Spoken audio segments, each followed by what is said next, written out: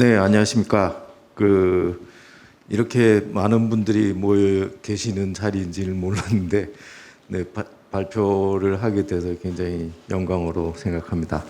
오늘 제가 말씀드릴 내용은 양자 컴퓨터입니다. 양자 컴퓨터 한 번도 못 보셨겠지만, 애틀리 오시면 보실 수 있습니다. 근데 도대체 그러면 양자 컴퓨터 하는 그런 이야기들을 많이 하는데 도대체 뭐 어떻게 된 거고 뭘 할 수 있는지 어디까지 돼 있고 뭐 앞으로 얼마나 더 기다려야 되는지 뭐 그런 거에 대해서 쭉 말씀을 드리도록 하겠습니다. 그 양자 하면은 여기 보면 이제 양자와 정보와 기술을 색깔을 다르게 했는데 양자적인 현상을 정보 처리에 이용하는 기술입니다. 그래서 무슨 이렇게 굉장히 어플리케이션 쪽에 가까운 거라고 보시면 되겠습니다. 그래서 양자의 성질은 중첩이나 얽힘 뭐 이런 것들이 양자의 성질입니다.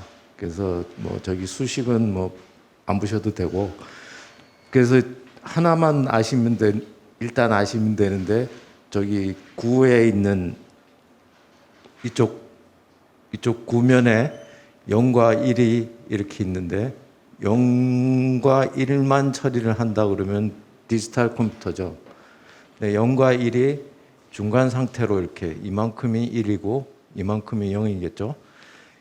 있는 이런 상태를 처리를 할 수 있다. 그래서 이런 것들은 큐빗이라고 그러는데 퀀텀 비트입니다.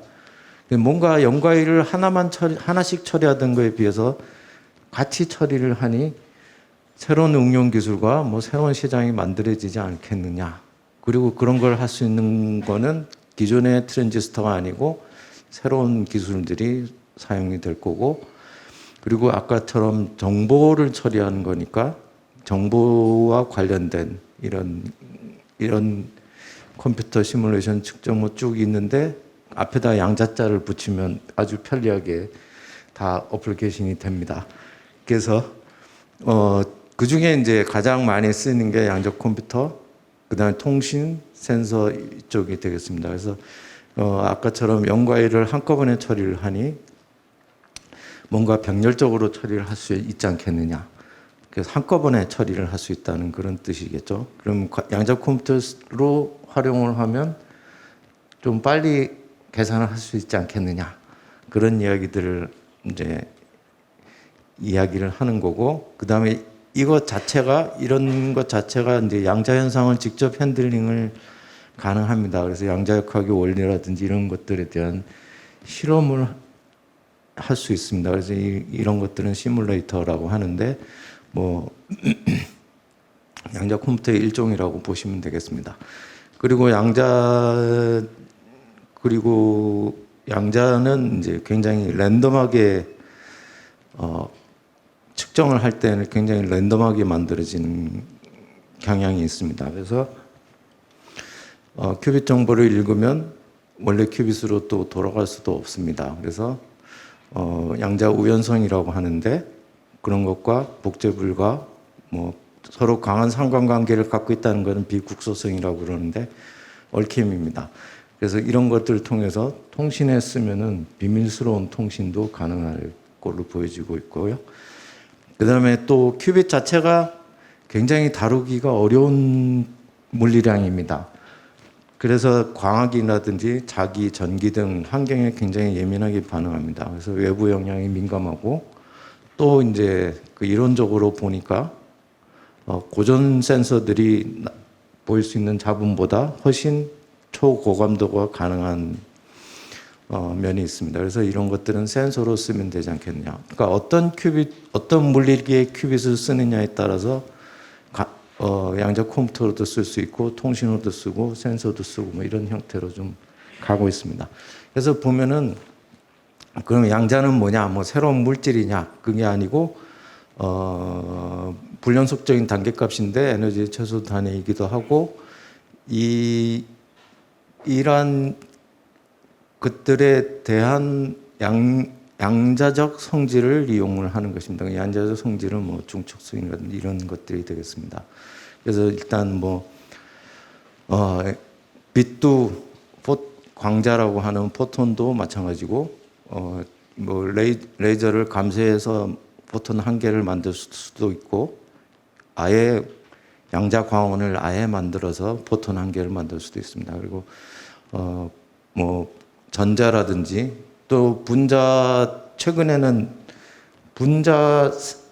분자는 두 개의 원자로 이루어져 있는데 원자 세 개로 이루어진 삼원자 분자들이 있습니다. 그걸 가지고 큐빗에 응용하려는 노력이 작년부터 시작이 됐습니다. 그래서 분자도 있고 원자, 그다음에 원자 핵이나 이온 뭐 이 정도들이 쓰고 있는데 왜 이 정도 쓰냐면은 우리가 컨트롤할 수 있는 범위 내에서 그러니까 자기라든지 전기라든지 또는 뭐 그런 걸로 이제 컨트롤 광이라든지 그런 걸로 컨트롤할 수 있어야 되는 쉽게 컨트롤할 수 있는 범위가 이 정도입니다. 그래서 이런 것들에 대한 양자적 성질을 이용하는 것입니다. 그래서 왜 그러면 양자 기술 뭐 왜 튀어나왔냐? 그냥 디지털 하면 되지 뭐. 왜 그러냐면 여러 가지 동인들이 있습니다. 여기서 보면 데이터들이 엄청나게 증가하고 있습니다. 데이터 생산량들이 1년에 이만큼씩 만든다는 겁니다. 누적이 아니고. 그러면은 이게 제타바이트라는 건데요. 제타바이트는 10의 21승입니다. 곱하기 100 하면 아보가드로 수가 되는 거죠.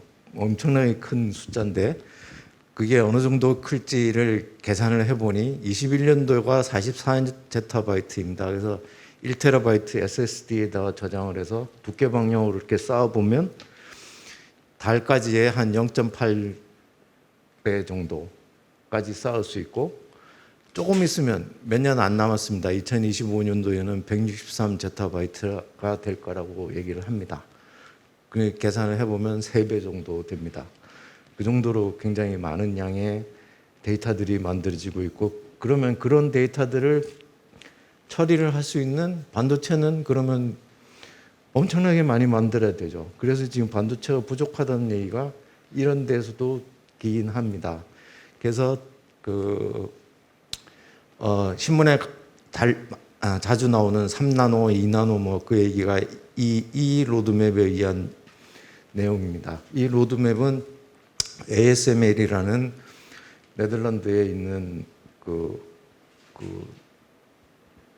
반도체 노광 장비를 만드는 회사입니다. 이 회사가 전 세계 모든 반도체 노광을 위한 제조는 뭐 10나노 이하들은 전부 다 이 회사 장비를 씁니다.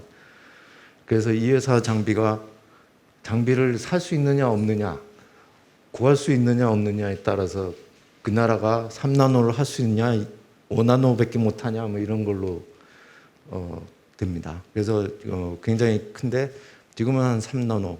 그 다음에 이제 이런 로드맵이 이렇게 있는데 그러면 2나노 밑에는 없냐? 왜 1나노 뭐 0.1나노 왜 없냐? 없을 수밖에 없습니다. 실리콘의 원자 구조를 보면 여기서부터 여기까지 원자 간 간격이 5옹스트롱입니다. 5옹스트롱은 0.5나노입니다. 그러니까 결국은 2나노 이하 여기 밑에 숫자가 하나 더 있긴 합니다. 1.8나노. 그래서 거기까지 가면 여기 보시면 끝입니다. 25년 이후에. 그래서 이런 상태로 계속 만들어야 되는 상태이고 그러면 새로운 소자들이 필요할 거 아니냐. 그래서 그게 뭐냐? 아마 이거 아니겠느냐 이런 이야기고 참고로 트랜지스터의 발전 방향을 이제 보시면은 폴리실리콘, 뭐 하이케이 메탈 게이트, 뭐 핀팻 뭐 이런 얘기들이 쭉 나오고 있죠. 근데 한 번은 구조를 바꿔서 성능 개선을 하고 한 번은 28나노에서 20나노로 선폭을 줄여서 변경하고 성능이 좋아지고 또 그 다음에 구조를 바꿔서 핀팻으로 구조를 바꿔서 성능이 좋아지고 다시 선폭을 줄여서 또 좋아지는 뭐 이런 형태의 이런 사이클들을 가지고 있습니다. 그래서 그렇지만 이제 요 밑에 이게 2016년 얘기니까는 지금 20년, 25년 됐을 때는 지금 뭐 3나노, 2나노까지 내려가 있겠지만 그래도 그 사이에 바꾼 거는 핀패드에서 3D 패스로 바꾼 거, 그다음에 선폭은 계속 3나노까지 줄이는 거, 뭐 이 정도밖에 없습니다. 그래서 더 이상 조금 이 가기 좀 어려운 면들이 있긴 있습니다. 그래서 그다음에 이제 또 기존 디지털 컴퓨팅과 고전 컴퓨팅에서 어려운 문제들이 있습니다. 그 어려운 문제들은 뭐냐면은 메모리와 시간이 엄청나게 많이 필요로 하는, 안 풀린다가 아니고 안 풀린 문제도 물론 있습니다만은 그 메모리나 시간이 엄청나게 오래 걸리는 문제들은 어려운 문제입니다. 그래서 예를 들면 13 곱하기 7은 얼마냐? 굉장히 쉬운 문제죠. 또 그러면 좀 더 어렵게, 그럼 937 곱하기 947은 얼마냐?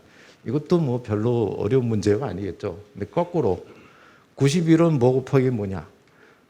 이런 문제가 나오면 91 정도는 뭐 금방 하겠죠. 그다음에 근데 이제 어렵게 이런 숫자는 뭐 곱하기 뭐냐?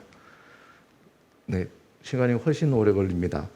그러면 이제 이게 이 숫자가 막 300개, 1하고 0이 300개 있는 그런 숫자면은 그런 숫자를 풀어보라. 그러면 굉장히 어렵겠죠. 눈치를 채셨겠지만은 13 곱하기 7은 91입니다. 29 곱하기 9는 이렇게 됩니다. 그래서 이런 해결이, 양자 컴퓨터가 이게 해결이 가능할 거야 하고 여러 사람들이 연구를 많이 했습니다. 그래서 했더니 해결이 가능할 것 같아. 뭐 이 정도까지 돼 있습니다. 해결했다가 아닙니다. 해결할 것 같아. 왜냐하면 아직 이걸 할 수 있는 그 양자 컴퓨터가 아직은 뭐 좀 그런 상태고, 이 정도는 물론 하기는 하죠. 근데 큰 문제를 아직 얼마나 빨리 풀 수 있느냐, 거기까지는 아직은 안 돼 있는 상태입니다. 그다음에 뭐 사회적 난제 뭐 이런 것들이 있는데 이건 읽어보시면 알 거고, 이런 것들은 주로 양자 센서들이 하는 일들입니다. 그래서 이런 난제들을 풀 수 있는 것들 때문에, 그래서 아까 말씀드린 양자 컴퓨터의 성능 중에 이건 이제 굉장히 오래전에 나온 이야기이긴 합니다. 여기가 이제 우리가 쓰고 있는 그 은행 거래나 이런 데 쓰는 암호가 이제 여기입니다. 2048비트의 암호를 쓰고 있는데, 뭐 여기는 너무 높아가지고 조금 낮게 1000비트의 숫자면 300짜리 정수입니다. 그러면 1000비트짜리 숫자를 소인수 분해하는데, 여기가 이제 일반 컴퓨터는 고전 컴퓨터고 옆으로 누운 것들이 양자 컴퓨터입니다. 그러면 100만 년 걸리죠. 근데 양자 컴퓨터의 성능이 이제 더 많이 내려갈수록 더 좋긴 한데, 대략 한 이 정도 하라고 하면 하루 정도면 풀 수 있다고 계산이 된 겁니다. 이건 계산과학적으로 계산을 한 겁니다, 그냥. 그래서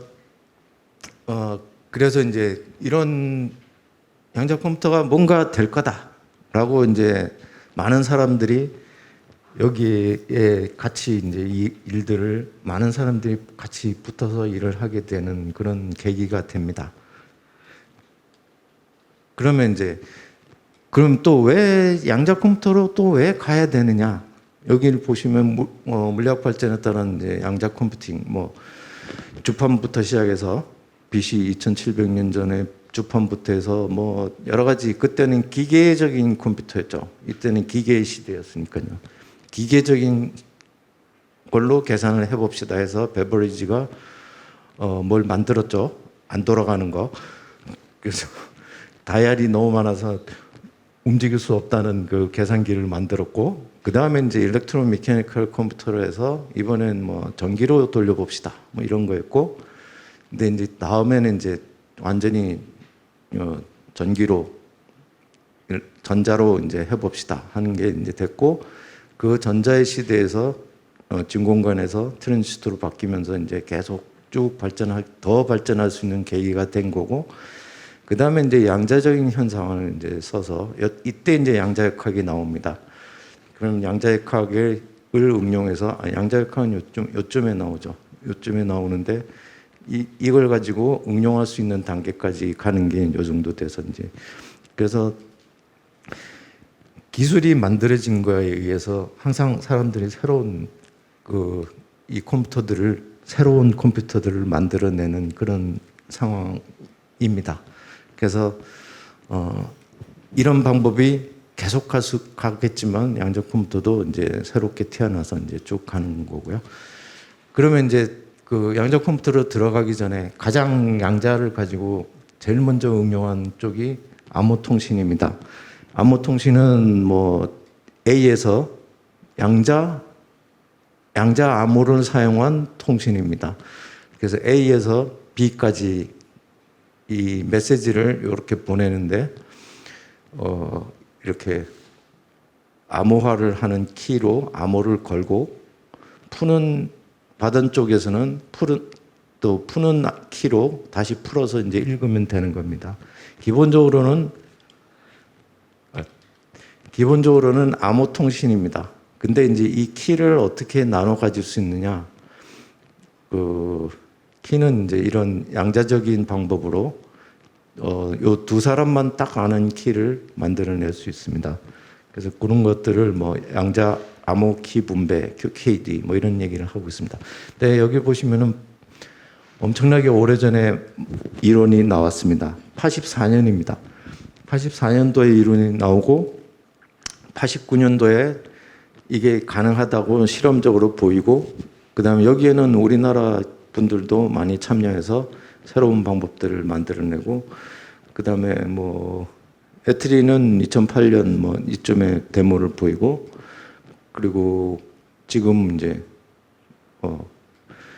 서울에서부터 대전까지 이렇게 링으로 더블 링으로 이렇게 구성이 되어 있습니다. 그래서 그렇게까지 해서 양자암호 통신이 잘 돌아가는지 쓸 수 있는 건지 그런 것들을 테스트하고 있습니다. 그래서 근데 이제 제일 잘하는 데가 중국입니다. 그래서 중국은 북경에서부터 상해까지 2,000km를 한 대 이어서 지금은 총 4,000km까지 늘렸습니다. 이게 이제 여기서부터 여기인데 여기도 하고 뭐 굉장히 많은 늘렸고, 그 다음에 이제 그 신문에도 많이 나온 이 위성에서부터 여기는 비엔나입니다. 베이징이고, 이 위성이 비엔나와 베이징을 연결할 수 있는, 그러니까 지상에서 직선 거리로는 7,600km입니다. 그래서 이렇게까지 멀리 양자 통신을 할 수 있도록 만들어 놓은 것을 실험을 했고, 앞으로는 이제 더 해서 이런 식으로 뭐 전 세계를 이렇게 위성과 밑에 있는 요런 백본을 같이 섞어서 이제 해보겠다, 이런 얘기입니다. 그다음에 이제 센서 같은 경우는 센서는 이제 아까 말씀드렸듯이 뭐 관성을 잰다든지 시간을 측정한다든지 전기장이나 자기장을 측정한다든지 이미지 센서, 그러니까 이미지를 어떻게 잘하느냐에 따라서 뭐 양자 현미경도 있고 원거리 양자 망원경도 있고, 보이지 않는 지금까지는 한 40km에서 한 70km까지도 보입니다. 양자로 보면. 미세먼지 때문에 광학 현미경은 절대 안 보이죠. 광학 망원경으로는. 그래서 뭐 날씨가 맑은 날은 보이겠지만 미세먼지가 있어도 양자 망원경으로는 다 볼 수가 있습니다. 그리고 뭐 히든 이미지, 바깥 저쪽 뒤에 있는 것도 볼 수 있고, 근데 레이더도 있고 라이다도 있고 뭐 이런 것 있고, 그다음에 여기는 뭐 양자 MRI 같은 세포 수준에서 할 수 있고, 정밀 지자기 지도 뭐 이런 원자시계 뭐 가속도 센서, 중력 센서 뭐 이런 것들이 다 가능합니다. 근데 아직은 연구가 요 정도까지 되어 있습니다. 그래서 아직 실용화까지 가려면 조금 더 하긴 해야 됩니다만, 그래도 굉장히 많은 그 연구 결과들이 나오고 있습니다. 그다음에 이제 양자 컴퓨터로 이제 들어가서 그러면 아까 말씀드린 바이너리 비트는 바이너리 디지트이죠. 그러면 큐빗은 퀀텀 비트입니다. 그러면 바이너리 클래시컬 비트는 0이나 1인데 볼티지가 제로거나 볼티지가 1이 뭐 1볼트든 5볼트든 3볼트든 3.3볼트든 뭐 이렇게 하면 되죠. 그러면 아까 말씀드린 그 구에서 위로 가면 벡터를 위로 보내면 0, 벡터를 아래로 보내면 1. 이 두 가지 상태만 가지고 계산을 하게 되는 거죠. 근데 양자 비트는 아까 말씀드린 이런 중간 상태 0과 1이 반반씩 있는 상태입니다. 이거는 요렇게 표현해 놓으면 0과 1이 반반씩 있는 상태. 요쪽이나 요 안에 들어 있는 거겠죠. 0과 1이 반반씩 있는 상태고 그것 얼마나 있는지는 그 앞에 있는 요 개수가 얘기를 하고 있습니다. 그래서 처음에 양자를 배우면 이 수식들을 배우게 되는데 이제 어떤 상태 벡터가 이렇게 매트릭스로도 매트릭스 표현도 이제 이렇게 가능하게 되고 0과 0인 벡터, 1인 벡터에서 그 앞에 있는 얼마나 그 성분이 있느냐 이런 것들을 얘기를 하고 있습니다. 근데 그래서 양자 컴퓨팅을 하는데 뭐 어떻게 하느냐? 양자 컴퓨팅에 필요한 네 가지 필요한 요소들이 있습니다. 그래서 그게 큐빗이 있어야 되고 어떤 양자 현상을 나타내는 그 실제 물리계가 있어야 되는 거죠. 그게 이제 큐빗이라는 말로 표현을 하는 거고 그것은 단원자의 경우는 그라운드 상태, 엑스테이션 상태를 그라운드 상태를 0,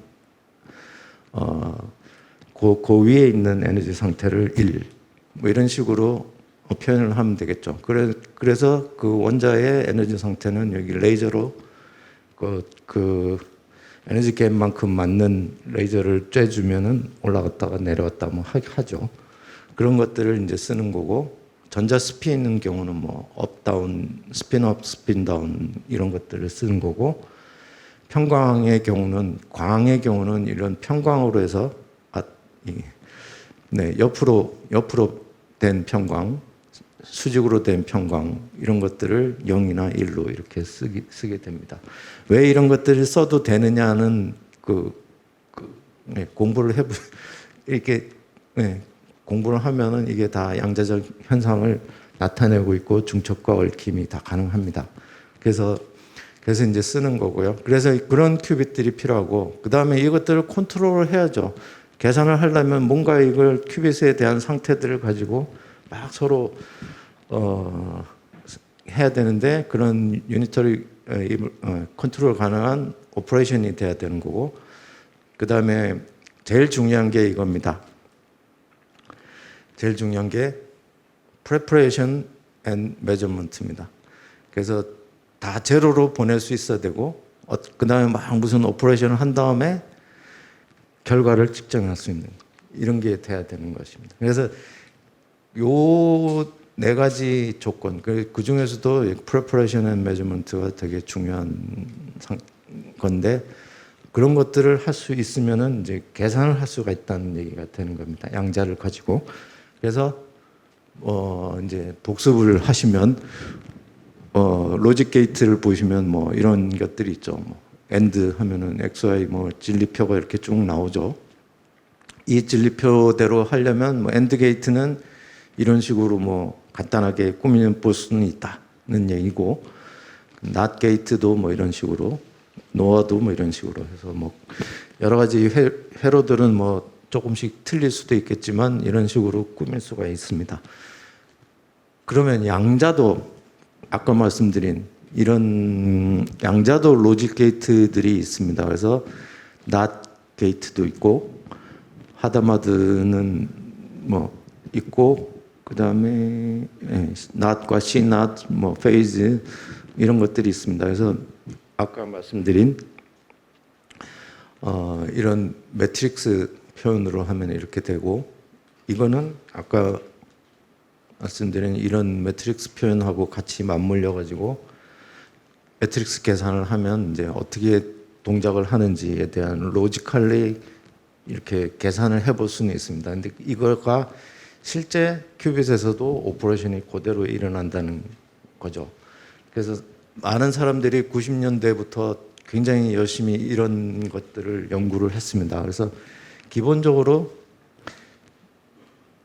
이 유니탈이기 때문에 기본적으로 리니어 선형 계산입니다. 그래서 굉장히 중요한 것들이 되는 거고요. 그래서 이런 여러 가지 게이트들이 있는데 일단 이런 것들을 써서 이제 계산들을 하게 됩니다. 그러면 굉장히 쉬운 얘기로, 왜냐하면 이 이야기를 왜 하냐면은 디지털 컴퓨터와 양자 컴퓨터가 별반 다르지 않다는 것을 말씀을 드리려는 것입니다. 왜냐하면 엑소와 같은 경우는 만약 어떤 블랙박스를 이런 식으로 디파인을 했다면 X는 그대로 나오고 Y는 X와 Y에 대한 XOR을 하면 진리표를 만들면 이렇게 됩니다. 뭐 그냥 간단히 보시면 이렇습니다. 뭐 그대로 X 똑같이 여기다 쓰고 그 다음에 XOR 한 거 같으면 0, 다르면 1, 뭐 이렇게 쓰면 되죠. 근데 이게 폰트를 넣는데 이게 깨지는군요. 그럼 똑같은 상황에서 이게 C낫에 나타나는 게이트 표시입니다. 그래서 XY, XS 이렇게 되면 X는 X고 Y는 C낫인데 컨트롤드 낫입니다. 여기가 1이면 여기를 낫을 하라 이겁니다. 그래서 로지컬리는 좀 달라 보이죠. X 플러스 Y의 모두 2인데 여기는 X가 1이면 요 숫자를 바꿔라는데 뭔가 그냥 말로 표현하면 좀 다르죠. 근데 진리표를 만들어 보면 똑같습니다. 0011, 0011, 0110 똑같습니다. 그래서 이런 식으로 이제 계산들을 할 수가 있습니다. 근데 뭐 완벽하게 다 1대1로 대응된다는 건 절대 아닙니다. 그 다음에 이제 예를 들어 이제 또 덧셈기에서 고정 컴퓨터는 해프헤더가 이렇게 되죠.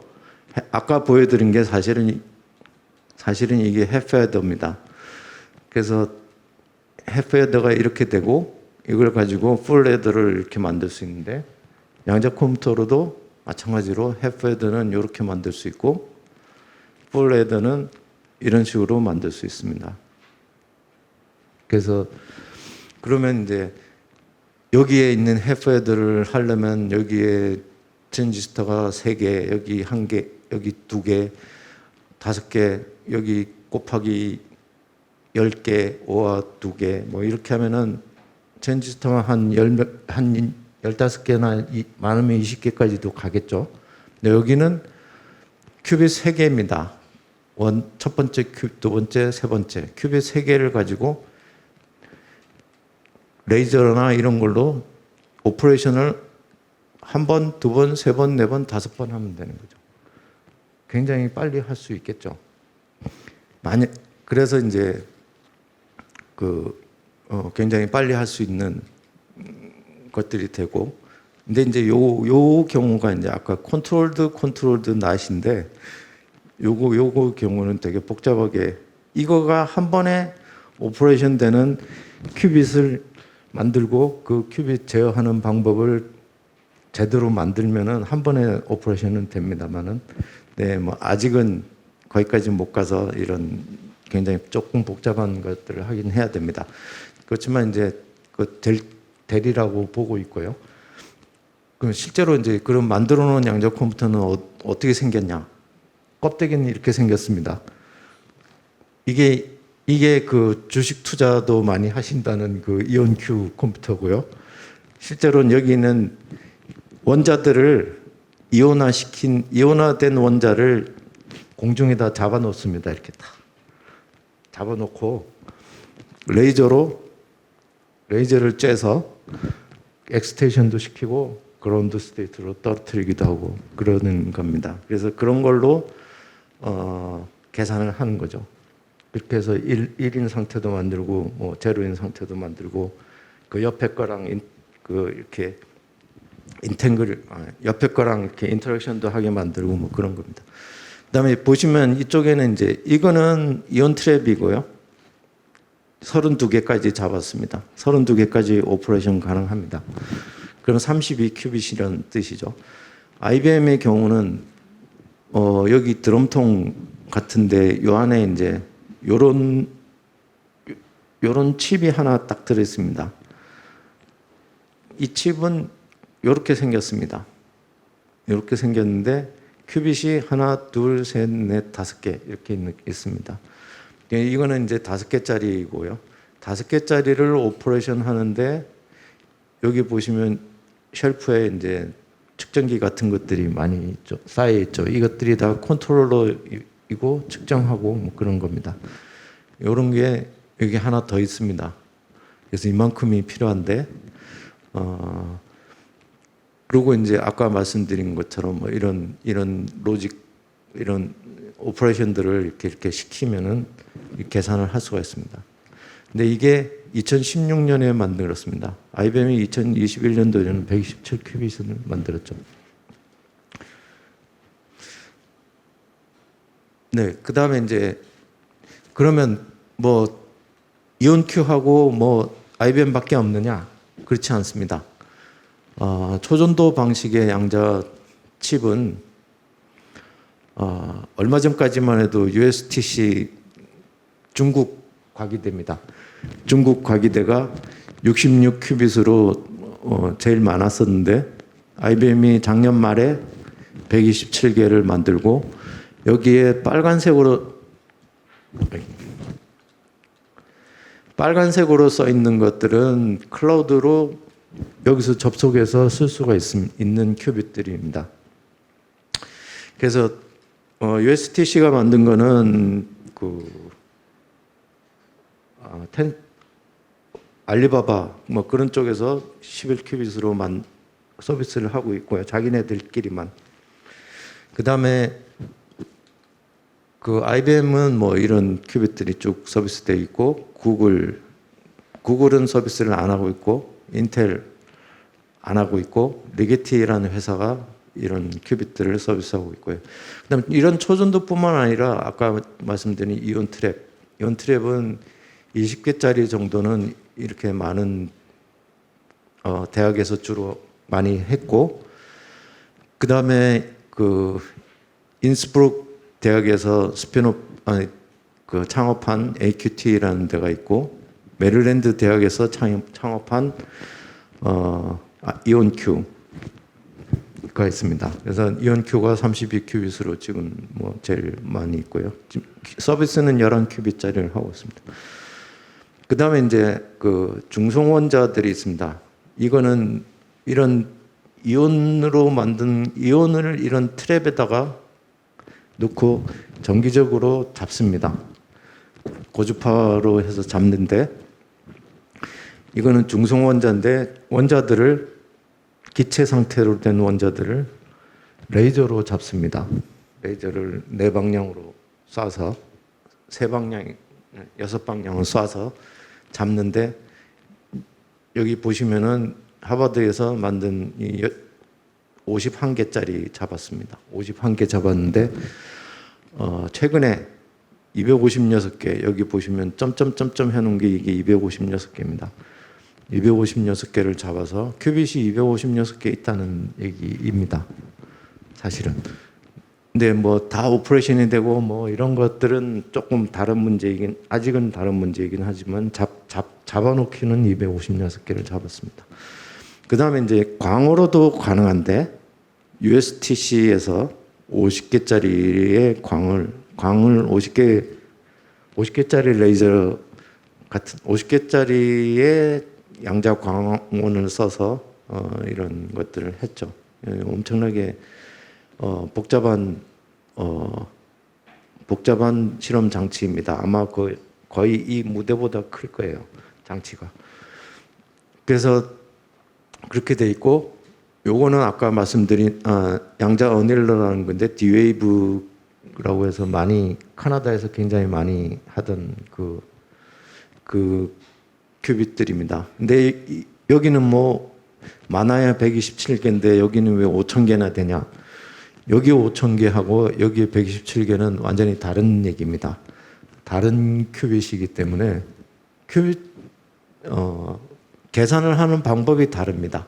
좀 이따가 나오긴 하는데요. 뭐 보시면 알 거고. 그다음에 이거는 초전도로 만든 5,000개의 큐빗을 가지고 만든 어닐링이라는 방법으로 계산하는 거고. 근데 최근에 또 일본에서 요거랑 양자적인 방법은 아니지만 양자는 아니지만 양자적인 방법을 써서 양자적인 방법을 흉내를 내서 그냥 디지털 서킷으로 만든 게 있습니다. 그래서 그렇게 해서 하는 것들이 있습니다. 그래서 여기서부터 여기까지는 지금까지 말씀드린 그런 방법에 의한 양자 컴퓨터고 얘는 좀 다른 어닐러라는 것입니다. 그래서 그럼 양자 컴퓨터가 뭐가 있느냐? 어닐러라는 게 있고 시뮬레이터라는 게 있고 범용 양자 컴퓨터가 있습니다. 그래서 아까 처음부터 말씀드린 거는 범용 양자 컴퓨터를 이야기를 하는 거고 어닐러라는 거는 D-Wave나든지 뭐 이런 쪽에서 주로 하는데 최적화 문제를 잘 풀 수 있는 아이잭 모델 해밀토니안을 풀 수 있는 건데 뭐 하여간 이 최적화 문제 고정 컴퓨터가 잘 못 푸는 문제 중에 최적화 문제가 있습니다. 그래서 예를 들면 물류를 하는데 자기가 뭐 트럭이 100대 있다. 그리고 뭐 한국에 어디 뭐 도시마다 다 다녀야 되는데 이 100대를 어떻게 운영해야 되느냐. 물건을 어디서 실어서 어디로 가고 뭐 그렇게 해야 되느냐. 그거는 굉장히 어려운 문제입니다. 고정 컴퓨터가 할 수 없는 경우의 숫자를 딱 생각을 해보시면 굉장히 어려운 문제입니다. 그래서 그런 것들을 잘할 수 있게 자기네들이 조금 더 잘할 수 있게 빨리 잘할 수 있게 만들었다는 것이고요. 그다음 시뮬레이터는 뭐 양자 화학이나 양자 물리의 아까 그 고동들을 분석할 수 있고 범용 양자 컴퓨터는 뭐 거의 모든 분야의 응용문이 될 거다라고 이제 많은 사람들이 하고 있고 그게 이제 여기 보시면 이쪽에 있는 몇 개 큐빗 한 127개가 최고인 제일 많은 그런 분야들이 이제 여기고요. 어닐러는 뭐 좀 다른 얘기긴 합니다. 그래서 어닐러를 보시면 D-Wave를 보시면 D-Wave 양자 컴퓨터가 이렇게 생겼습니다. 시커먼 박스입니다. 이게 이제 사람의 키 높이라고 보시면은 높이가 어느 정도인지 아시겠죠? 근데 여기를 딱 뜯어보면 요거 하나 들어 있습니다. 요만한 뭉치 한 개 들어 있습니다. 그래서 뭉치에 요걸 또 뜯어보면 그 안에 칩 하나 딱 딸랑 들어 있습니다. 칩 하나 들어 있고 나머지는 다 컨트롤 시그널들이 들어오고 사실은 바깥에서 아까 IBM 보셨듯이 바깥에서 이 컨트롤러들이 선으로 다 연결이 되어 있습니다. 그래서 돼 있고 이 어닐링이라는 거는 혹시 뭐 서멀 어닐링에 대해서 아시면은 금방 이해하실 텐데 어떤 개의 포텐셜이 이렇게 있으면은 그 개의 상태가 요 상태보다는 요 상태가 더 안정한 상태죠. 왜냐면 에너지 레벨이 낮으니까. 그래서 요 상태에서 요 상태로 넘어갈 때 이 배리어가 있기 때문에 온도를 가해주면 이렇게 막 진동을 하다가 오르락내리락 하다가 이제 어느 순간 이렇게 획 넘어가서 이렇게 된다 이거죠. 안정한 상태로 가는 걸 이런 걸 어닐링이라고 하고 있고 그 어닐링을 할 수 있는 원동력은 서멀리 액티베이트 돼 있는 거고 근데 이제 퀀텀 어닐링은 이런 상태에서 여기 터널링을 해서 바로 간다. 왜냐하면 여기는 통계적인 방법으로 넘어가는 거거든요. 막 왔다 갔다 하다가 어느 순간 이렇게 딱 넘어가는 거라서 얘는 바로 터널링해서 넘어가니까 좀 빠르지 않겠냐 빠르다라고 주장을 하는 상황입니다. 근데 여기에 대해서 정말 그러냐라고 얘기했을 때 자신 있게 맞다라고 얘기를 못할 수도 있고 굉장히 증명이 조금 논란은 있긴 있습니다. 그래서 여기가 뭐 정말 양자냐 뭐 해서 그런 논란은 있긴 있지만 그래도 어떤 정도는 뭐 그래도 좀 문제를 빨리 풀 수도 있다. 그런 이야기를 하고 있고 많은 사람들이 또 열심히 하고 있습니다. 그래서 여기 하고 있고 그래서 이제 이런 큐빗들을 어떻게 만드느냐. 그래서 여기 보시면은 기본적으로는 서킷입니다. 여기가 초전도 조셉슨 정션이고 조셉슨 소자고 여기가 L입니다. 그래서 이렇게 뭐 이런 소자로 해서 0과 1이 그라운드 스테이트에서 엑스테이션 스테이트로 가고 이렇게 표현을 하고 있고 이거에 대해서 다시 요런 상태도 만들어서 이제 쭉 하게 되는데 실제로 이 D-Wave는 굉장히 잘 만든 칩입니다. 그래서 보시면은 여기 큐빗들이 이렇게 따로따로 다 있고 이 큐빗들을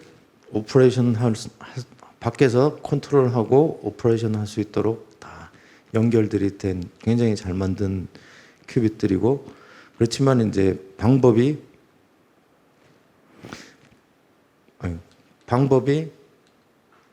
이런 방법을 쓰고 있기 때문에 계산이 조금 제한적이다는 거고 그래서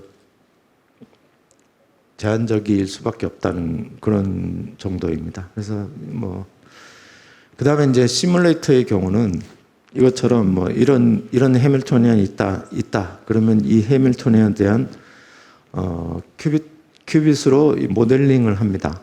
그리고 모델링을 해서 그 큐빗들에 대해서 어떤 오퍼레이션을 가할 거냐 이런 것들을 다 하게 되는데 그때 이제 그렇게 해서 계산을 하고 나면 뭐 이런 식으로 어떤 문제를 풀게 되는 뭐 그런 것들이 되고 있습니다. 그래서 시뮬레이터들은 조금 그냥 큐빗들이 좀 작은 경우, 큐빗들이 몇 개 없다 그러면 예를 들면 수소 원자다. 그럼 큐빗 2개만 있으면은 수소 원자 시뮬레이션을 해볼 수 있습니다. 그래서 IBM 구글에서 그걸 가지고 수소 원자의 뭐 인터랙션을 어떻게 되느냐, 그 원자 간의 간격이 어떻게 되느냐 이런 것들에 대한 시뮬레이션을 해서 논문을 발표하기도 합니다. 그래서 시뮬레이터는 조금 분자들이 복잡해지면은 큐빗들이 많이 필요합니다. 그렇지만 지금은 이제 조금 그래도 작은 큐빗 가지고도 할 수 있는 방법들을 이제 주로 생각하고 있고 아까 말씀드린 그 양자 컴퓨터가 작동을 하기 위해서 이 디빈센조라는 사람이 2000년에 이제 얘기했습니다. 조건이 뭐냐? 0과 1이 있는 투레벨 시스템이어야 된다. 그다음에 전부 다 0으로 보낼 수 있어야 된다. 그다음에 0으로 보내놨는데 다 없어져 버렸다. 그러면 안 되니까 좀 오랫동안 돼야 된다. 그리고 아까 말씀드린 이런 오퍼레이터들이 있어야 된다. 그리고 메저먼트가 가능해야 된다. 뭐 이런 얘기들을 하고 있습니다. 그래서 양자 컴퓨팅은 아까 말씀드린 이런 이렇게 큐빗들을 잡아놓고 이런 오퍼레이션들을 쭉쭉쭉 합니다. 그런데 어떤 오퍼레이션을 하느냐? 레이저를 쨘다든지, 레이저로 고문을 한다든지, 마이크로웨이브로 쨘다든지, 마이크로웨이브로 고문을 한다든지, 뭐 마그네틱으로 고문을 한다든지. 그래서 이 상태들이 쭉 바뀌겠죠. 여기에 얘네들의 상태가 쭉 바뀌겠죠. 그럼 맨 마지막에 이 상태들에 대한 측정을 해보면은 그게 이제 양자 컴퓨터가 오퍼레이션 돼서 결과가 나온 겁니다. 그래서 preparation and unitary operation을 하고 맨 마지막에 measurement를 하는 것입니다. 그래서 초전도 큐빗은 뭐 이렇게 많습니다. 그래서 여러 가지가 있는데 이게 다 꽉 났고 굉장히 오랫동안 연구했습니다. 그래서 이 다 꽉 났고 여기 보시면 이제 트랜스몬이라는 이 기념비적인 큐빗이 나왔고 다 이 트랜스몬에 다 변형으로 해서 이제 됐고 실제로 IBM이 이거는 IBM의 큐빗입니다. 그래서 이쪽이 이제 연도고 이쪽이 그 성능입니다. 성능이 이제 점점 좋아지고 있는 상황이고요. 이거는 다 꽉 난 것들이 네 그렇게 되고 그 다음에 초전도 큐빗은 이제 그렇게 해서 한 53개짜리 여기도 IBM도 53개 2019년도에 했고 중국이 66큐빗입니다. 큐빗은 그 이걸로 해서 그러면 50개짜리 가지고 뭘 할 수 있느냐? 실제로 문제를 풀 수 있느냐? 그렇지는 않습니다. 간단한 문제야 물론 하긴 하겠지만 실제로 어떤 문제를 막 시리어스하게 풀 수 있느냐? 그건 아닙니다. 그렇지만 이건 넘어가겠습니다. 하지만 뭐 여기 양자 우월성 정도는 하고 있고 그 다음에 이제 지금 만들어져 있는 이 큐빗들은 아직은 그 에러들이 좀 있습니다. 그래서 그 에러를 저감을 시켜야 되는데 실제로 그 이런 오퍼레이션을 했을 때 결과가 이렇게 그래프가 두 개가 나와야 되는데 실제로 에러 때문에 이렇게 그래프가 막 지저분하게 나옵니다. 그래서 그 나온 것들을 가지고 딱 보면은 어떤 것들은 뭐 50% 에러, 어떤 것들은 60%, 뭐 어떤 것들은 거의 100% 에러 이렇습니다. 그래서 이때가 이제 2019년도에 많은 사람들이 IBM이 오픈했을 때, 이 IBM 거 안 돌아가네. 그러면서 이제 많은 사람들이 이상한 얘기들을 많이 했는데 지금은 굉장히 많이 줄여졌고요. 큐빗 자체도 좋아졌고 이거를 절감할 수 있는 방법들을 많이 연구들을 했습니다. 그래서 예를 들면 큐빗 에러도 있고 컨트롤 펄스도 이제 정확하게 잘 줘야 되는데 그 펄스도 굉장히 하고 크로스톡 문제도 있고 뭐 이런 것들이 있습니다. 그래서 이런 것들을 다 해서 많은 사람들이 해서 지금은 굉장히 좋습니다. 그리고 광으로도 이건 자나두라는 회사인데 광으로도 이런 식으로 해서 할 수 있는 방법들을 만들고 있습니다. 그 다음에 가장 중요한 게 그러면 양자 컴퓨터로 소인수분해 할 수 있느냐? 몇 개까지 있으면 되냐? 지금 현재 큐빗 상태로는 5천만 개 필요합니다. 하지만 큐빗이 성능을 계속 높이고 있는 상황이라서 이게 줄어들 수도 있고 그렇습니다. 그러면 이건 넘어가겠습니다. 지금 그러면은 2029년도에 구글은 100만 개 하겠어요. IBM은 2025년도에 4,500개 하겠다.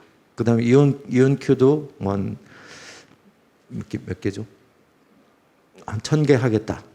이러고 있습니다. 그래서 많은 기업체들이 큐빗들의 숫자를 이렇게 높이려고 노력들을 하고 있는 상황이고 성능을 더 높이기 위해서 쭉 가고 있고 그래서 그러면 암호 해독은 언제쯤 할 수 있느냐?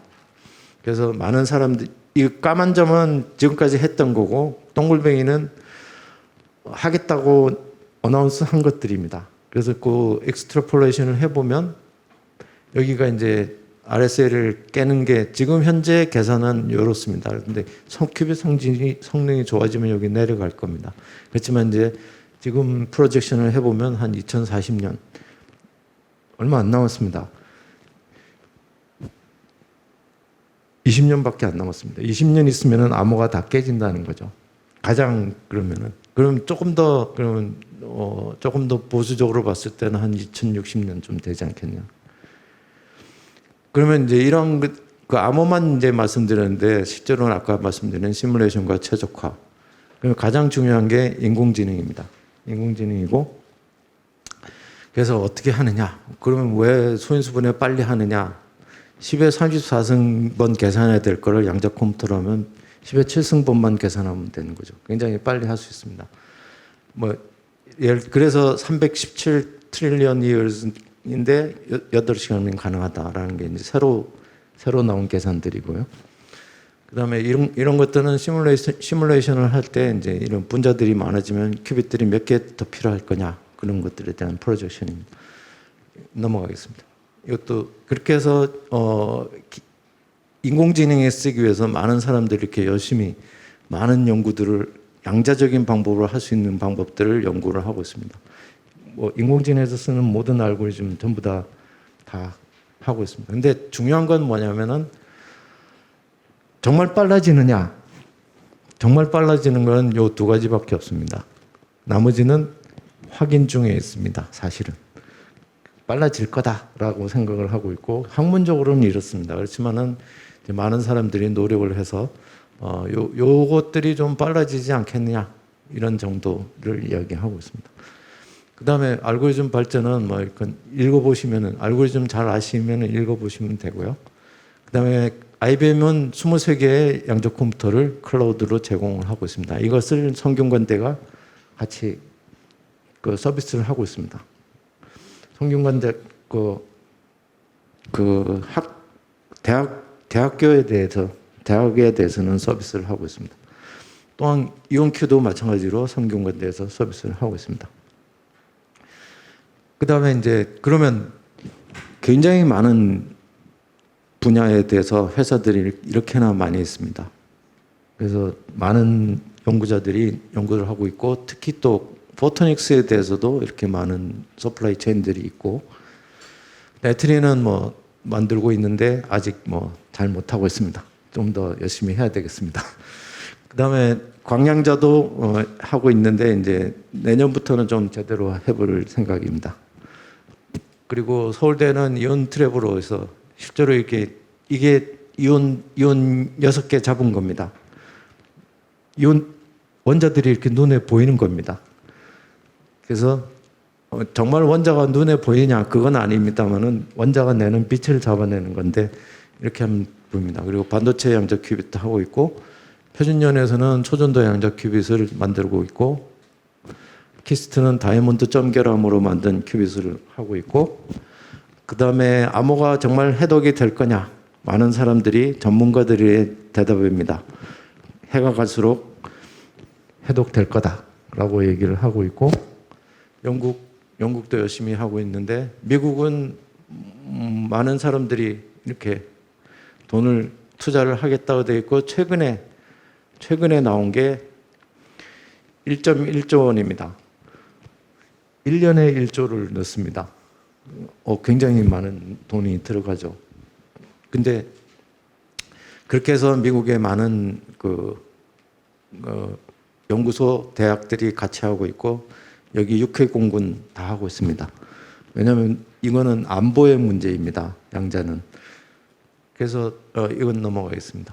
국립연구소 양자시설 넘어가겠습니다. 이것도 넘어가고 그러면 뭐 나사라고 우주에서는 안 하냐 합니다. 나사도 열심히 하고 있고요. 그 다음에 이제 이거는 미국의 모든 양자하는 단체들이 다 모인 단체입니다. 보시면은 뭐 여기 기업, 학교, 그다음 연구소, 여기는 학회들입니다. 뭐 IEEE 뭐 이런 쪽 있습니다. 그 다음에 이제 이게 아까 안보에 관련된 거라고 해서 중국의 수출 통제를 하기 시작했습니다. 그래서 여기 보시면 이런 양자 관련된 회사들이 쭉 있습니다. 그 다음에 우크라이나 전쟁으로 러시아들을 제재하는데 거기에도 양자 관련된 기관들이 이렇게 있습니다.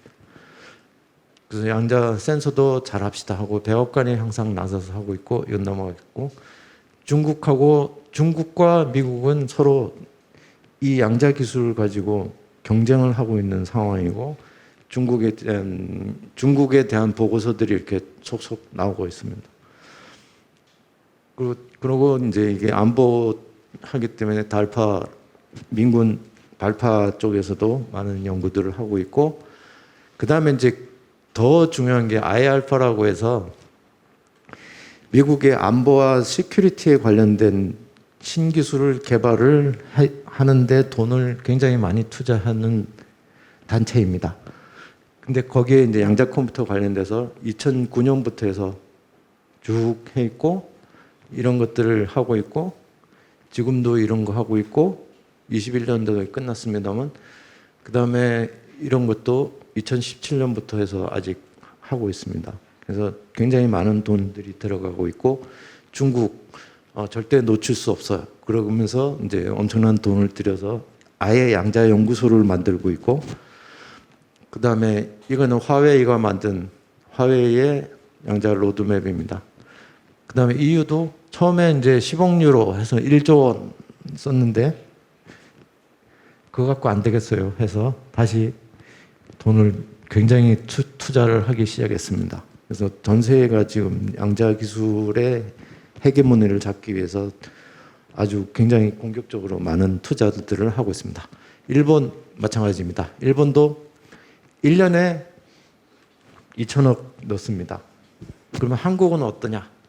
한국은 작년에 이제 이런 것들을 만들었습니다. 그래서 50큐빗 하겠어요. 양자통신은 양자인터넷도 하겠어요. 그래서 만들어서 그렇게 하고 했었고, 그다음에 미래양자영화포럼에서 이제 83개 기관 360개 전문가들 다 모여서 같이 이야기들을 하고 있고, 아까 그 성균관대에서 여기 여기 양자 컴퓨팅 클라우드 서비스 같은 것들을 하고 있고, 그다음에 주요 기관에 대한 생태계는 뭐 보시면 쭉 아실 것 같고, 근데 한 가지 볼만한 거는 기업들이 생각보다는 많은 기업들이 관여를 하고 있다는 거고, 그다음에 양자암호통신의 경우는 뭐 이건 넘어가겠습니다. 그래서 50큐빗 양자 컴퓨터는 1단계, 2단계 뭐 이렇게 해서 이런 기업 이런 그 학교들과 연구소들이 같이 하고 있고, 양자 인터넷은 뭐 같이 이렇게 다섯 개의 과제로 해서 1단계는 이 정도, 2단계 이런 거, 3단계 이렇게 실용화까지 해서 가려고 하고 있습니다. 그다음에 한국이 주도하는 이제 국제 표준화를 하고 있고, 화이트페이퍼를 만들었는데 IEC에서 제가 의장이 돼서 미국, 뭐 중국, 독일, 뭐 일본 뭐 다 그런 분들하고 같이 해서 만들었습니다. 그래서 이제 보면 이 표준화가 양자 기술 분야의 투자가 굉장히 많이 되고 많은 연구자들이 있고, 그다음에 표준화들이 또 가고 있습니다. 그래서 정규적인 표준화 단체들이 IEEE 비롯하여 뭐 ISO, IC, 뭐 IC, 뭐 ITOSC 뭐 이런 굉장히 많은 표준화 단체들이 양자 분야의 표준화를 하겠다고 지금 나서고 있는 상태입니다. 그래서 굉장히 이 양자 분야들은 아까도 중국, 미국이 싸우는 것뿐만 아니라 영국은 브렉시트를 해서 조금 약간 고립된 점이 있습니다. 그래서 그거를 표준화로 타개를 하려는 그런 움직임이 있고, 그다음에 일본, 중국도 뭐 자기 기술을 다 표준화하겠다 그러고 있고, 굉장히 지금 표준 내에서도 지금 전쟁이 벌어지고 있는 상황입니다. 여기까지 해서 제가 너무 오랫동안 말씀드려서 죄송합니다. 네, 그래서 또 뭐 더 얘기는 또 더 말씀드리도록 하겠습니다. 먼저 양자기술 통해 국가 과학기술 연구망을 보완하는 방법을 연구하고 계시죠? 한국과학기술정보연구원 석우진 책임연구원님 모셨습니다. 네, 반갑습니다. 안전한 데이터와 솔루션을 제공합니다. 블록체인 기반 스타트업 빅픽처랩 금창섭 대표님 모셨습니다. 네, 반갑습니다. 그리고 대중에게 과학을 누구보다 쉽고 재밌게 알리고 계신 분입니다. 매불쇼 고정 패널, 최근 JTBC 국가대표 과학 패널로도 참여하셨던 과학 커뮤니케이터 엑소 이선호님 모셨습니다. 네, 반갑습니다. 오늘 양자 컴퓨팅에 대한 이야기를 들었는데 굉장히 새롭고 그리고 좀 신선한 내용이었던 것 같습니다. 첫 번째 토론 주제로 넘어가겠습니다. 현재 각 국가들이 양자 컴퓨터 개발을 위해 숨가쁘게 움직이고 있는데요. 단장님 말씀에서도 느낄 수 있었지만 양자 컴퓨터를 선도하기 위해서는 산학연관 융합과 협력이 필수적일 것 같습니다. 그렇다면 산학년간 어떤 역할을 지금 하시고 계신지 그 부분에 대해서 각각 그 참석해 주신 패널 분들의 말씀을 부탁을 드리겠습니다. 먼저 애트리 박성수 단장님, 그리고 빅픽처랩 금창섭 대표님, 그리고 키스티 석우진 책임연구원님께 각각 마이크를 전달드리겠습니다. 양자 컴퓨터를 선도하기 위해서는 다 같이 협력을 해야죠. 근데 이제 연구소나 대학이나 산업체들이 이제 할 수 있는 역할들이 다 있겠죠. 그래서 주로 연구소들은 좀 연구소들은 기존에 있던 것들을 다 모으고 또 물론 새로운 것도 하지만은 그런 것들을 모으고 제대로 할 수 있도록 제대로 이렇게 가도록 먼저 이렇게 선행 연구도 하고 그런 것들을 해야 될 거고, 대학들은 조금 더 성능을 더 높일 수 있는 그런 형태의 기술 개발들을 같이 이제 해야 될 거고, 지금까지 산업체들은 별로 없었습니다, 사실은. 근데 삼성이라든지 LG전자, 현대자동차, 포스코, 심지어 포스코까지 그런 대기업들도 양자 컴퓨터 분야에서 양자 컴퓨터를 만들겠다도 있고, 양자 컴퓨터를 활용해서 어떻게 잘할 거냐, 그런 거에 대한 노력들을 하고 있습니다. 이미 다 알려진 사실이지만 LG전자 같은 경우에는 외국의 양자 소프트웨어 하는 쪽에 양자 알고리즘 하는 기업에다가 투자도 했고, 현대자동차 같은 경우는 현대자동차가 앞으로 나가야 될 게 전기차 이런 쪽 아니겠습니까? 수소차든 전기차든 다 배터리가 필요한데 그 배터리 설계를 양자 컴퓨터로 더 잘할 수 있는 방법이 뭐냐, 이런 것들을 연구들을 하고 계시는 것 같고, 그런 형태로 해서 그런 형태의 협력들이 서로 이렇게 잘 맞물려서 각자 잘 하고 있지 않는가, 그렇게 생각을 하고 있습니다. 네, 상세한 설명 감사드립니다. 연구소는 저희 모든 주체가 함께 협력할 수 있는 장과 그리고 어떤 환경을 만들어 주시는 역할, 그리고 대학은 연구의 수월성, 그리고 기업은 어떤 연구를 적용하고 그리고 이제 투자를 하는 그런 역할을 좀 하고 계신 것 같습니다. 맞나요? 네. 네. 네, 그 두 번째 금창섭 대표님께 마이크를 전달드리고, 혹시 산업계에서는 어떤 역할을 지금 하고 계시는지 좀 더 자세하게 좀 설명 부탁드리겠습니다.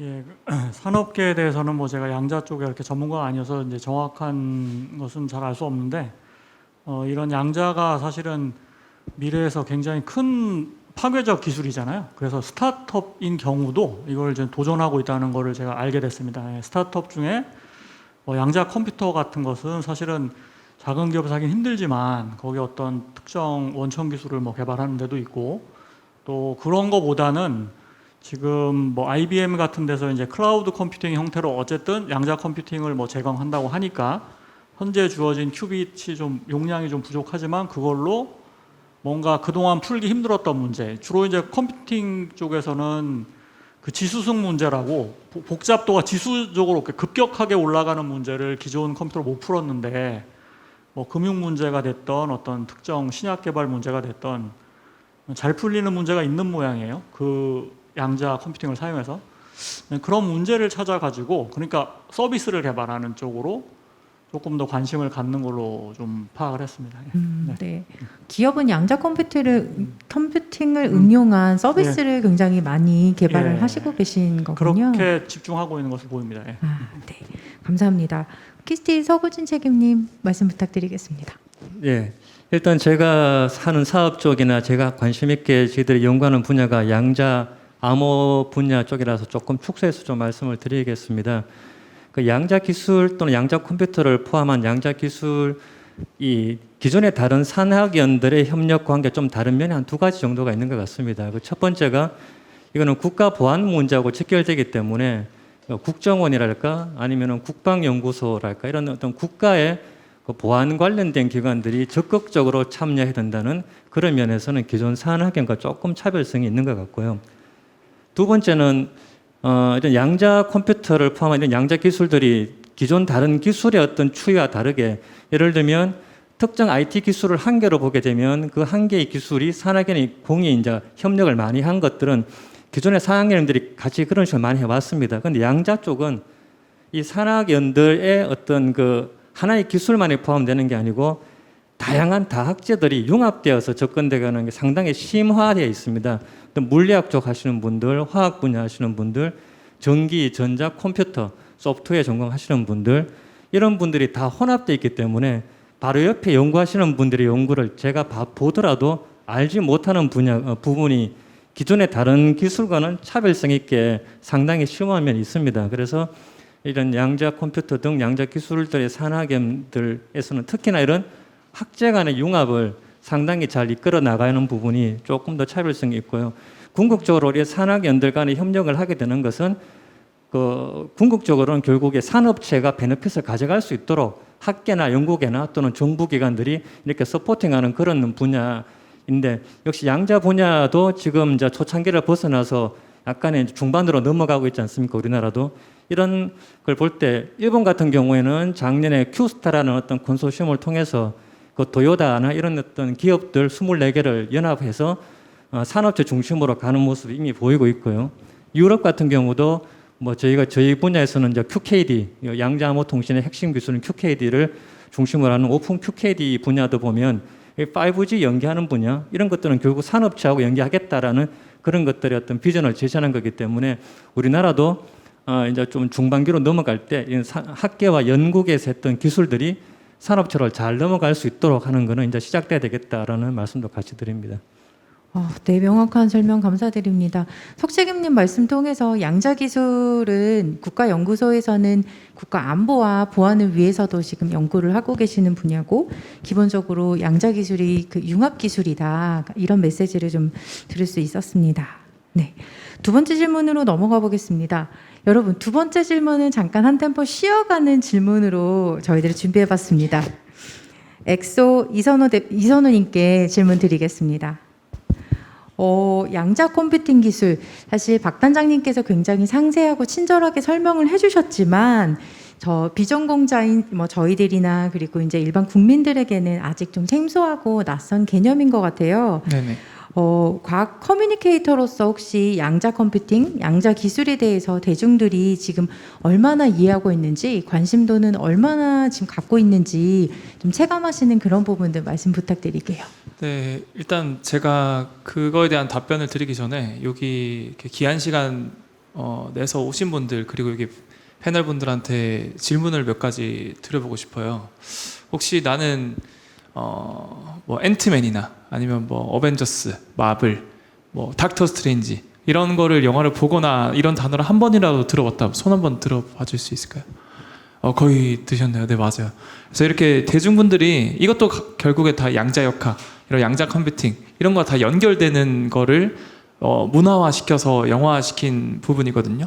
그래서 어떻게 보면은 대중분들은 당연히 영화 제작사다, 뭐 게임이든 뭐든 문화적인 요소는 대중들의 수요가 있기 때문에 그런 수요가 큰 것을 어떻게 보면은 잡아채서 만드는 거라서 관심은 많다고 생각을 해요.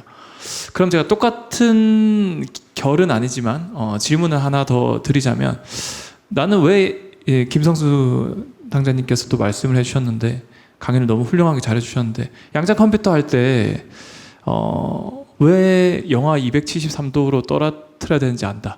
또는 또 이제 발표 내용 중에서 제가 보니까 키스트라는 곳에서는 다이아몬드를 이용해서 또 양자 컴퓨터를 작동하게끔 하더라고요. 이런 기술적인 내용에 대해서 나는 잘 알고 있다. 한번 손 들어볼까요? 지금 거의 없죠. 약간 사실 대중분들이 관심은 많지만 거기에 따른 이해도는 많이 따라오지 못한 게 현실이긴 해요. 근데 그게 당연히 대중분들의 잘못도 아니고 과학자분들의 잘못도 아니라고 생각을 해요. 열심히 연구를 하고 있지만 그런 부분에 대해서 어떻게 보면 쉽고 재밌게 전달해주는 징검다리 역할이 필요하다고 생각을 했고 저도 그런 역할로 이제 활동을 하고 있고 뿐만 아니라 그렇기 때문에 제가 컨텐츠 제작 시 강조하는 부분이 이런 이해를 수반할 수 있게 관심만큼 뭐 기본적인 내용이라든가 뭐 예를 들어서 비트, 컴퓨터의 기본적인 단위가 비트잖아요. 비트 뜻 자체가 바이너리 디짓이거든요. 그래서 이진수 0과 1을 쓴다. 큐비트는 뭘까요? 큐비트는 이 양자 컴퓨터에 쓰다 보니까 양자가 영어로 퀀텀이거든요. 퀀텀에 QU를 붙여서 비트예요. 그래서 큐비트거든요. 그래서 이런 기본적인 내용만 알아도 대중분들은 좀 더 이해를 수반한 관심을 따라갈 수 있고 뿐만 아니라 막연하게 많이 두려움을 가지세요. 대중분들이. 아니 양자 컴퓨터 이거 상용화되면은 암호체계가 다 뚫린다고? 내 은행 계좌 어떡하지? 뭐 이런 식으로 막연한 두려움을 가지시는데 발표해 주신 것처럼 아직 20년이 걸려요. 그 20년 동안 우리가 뭐 과학자분들, 기술자분들이 그냥 뭐 누워서 그냥 기다리진 않을 거지 않겠습니까? 여기 또 서구진 님께서 말씀해 주신 것처럼 그런 양자 암호 기술이라든가 다양한 또 새로운 기술들을 개발하고 있기 때문에 막연한 두려움을 없애주려는 노력도 저는 따로 과학 커뮤니케이터로서 하고 있습니다. 아, 네. 양자 기술에 대한 이해를 높이기 위해서 굉장히 많은 노력을 하고 계신 걸로 네, 들었습니다. 네, 그러면은 다음 주제로 한번 넘어가 볼까요? 박성수 단장님께서 말씀해 주셨듯이 암호 해독 위협, 양자 보안 등에 대한 좀 이야기가 있었습니다. 양자 컴퓨터가 이제 개발이 되면 상용화가 되면 지금 현재 소인수분해 암호가 단 8시간 만에 풀린다고 하셨는데 그렇다면은 이 블록체인을 비롯한 암호 체계를 어떻게 지금 이거에 대한 해결책을 가지고 계시는지도 궁금합니다. 양자 컴퓨터에 대항할 수 있는 또한 양자 암호라든지 보안 기술 또한 지금 현재 개발이 되고 연구가 되고 있나요? 네, 양자 컴퓨터가 암호를 깰 수 있다. 이런 내용은 굉장히 많은 사람들한테 위협이 될 거고 실제로 중국 같은 경우는 미국에서 나오는 모든 데이터들을 캡처를 해서 하드에다가 저장을 해놓고 양자 컴퓨터가 만들어지면 그걸로 풀어보겠다. 그런 생각을 하고 있습니다. 이거는 제 얘기가 아니고 그 외국에 나온 기사에도 다 그렇게 나오고 있습니다. 그래서 그런 문제들이 있어서 지금 미국의 경우는 양자 컴퓨터로 깨는데 양자 컴퓨터가 모든 계산을 다 잘할 수 있다는 건 절대 아닙니다.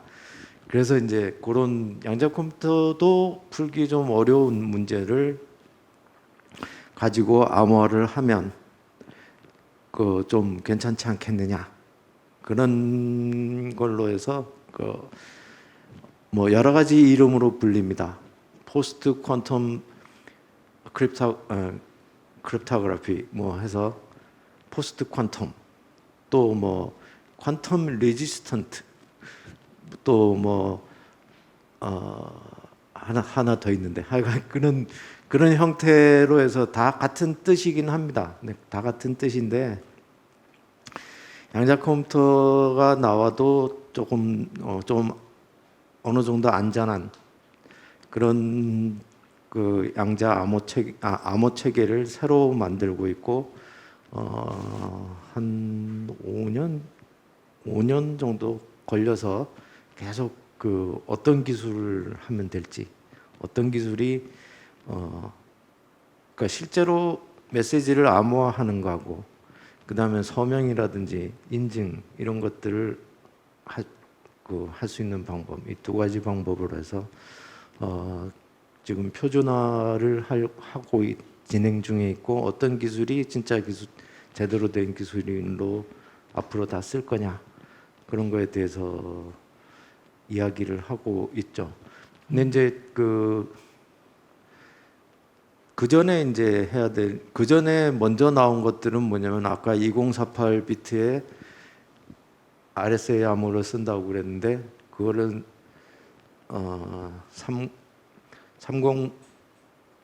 3072 비트로 다시 비트 수를 더 올려서 그렇게 하는 거를 레코멘드를 하기는 합니다.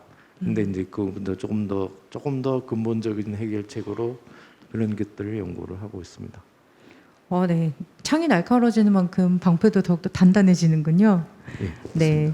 그 양자 기술과 함께 그 보안 기술 또한 함께 연구가 되고 있다는 거 잘 알게 되었습니다. 금창섭 대표님, 좀 이 건에 대해서 좀 하실 말씀 많을 것 같습니다. 예, 그 지금 박 단장님께서 말씀하신 것처럼 뭐 포스트 퀀텀 크립토그래피에서 뭐 양자 내성 또는 뭐 양자 저항이라고 부르는 것들을 미국의 니스트라고 표준화 단체에서 이제 만들고 있죠. 그러니까 항상 그렇잖아요. 그렇게 만들면 또 그걸 또 깨는 또 뭐 알고리즘이 나오는 것이 이제 반복이 되고 있고, 블록체인에서는 이제 크게 두 개의 그 암호 관련된 기술을 가지고 지금 그 절대로 위변조되지 않는 그 디지털 머니를 찍어내고 있는데, 그 두 가지 기술 중에 첫 번째가 그 서명 기술이에요. 디지털 서명. 그리고 두 번째가 이제 해싱 기술이라고 하는 그 SHA-256이라고 하는 이 알고리즘이 있는데, 서명 기술은 이제 양자 컴퓨팅이 나오면은 뭐 깨지긴 깨지고, 그다음에 그 해싱 기술은 거의 안 깨진다 이렇게 돼 있는데, 이 블록체인 전문가들의 그 의견에 의하면은 지금 수십만 큐빗이 나오는 그 양자 컴퓨터로 현재 비트코인은 한 12년 동안 축적이 돼 있거든요.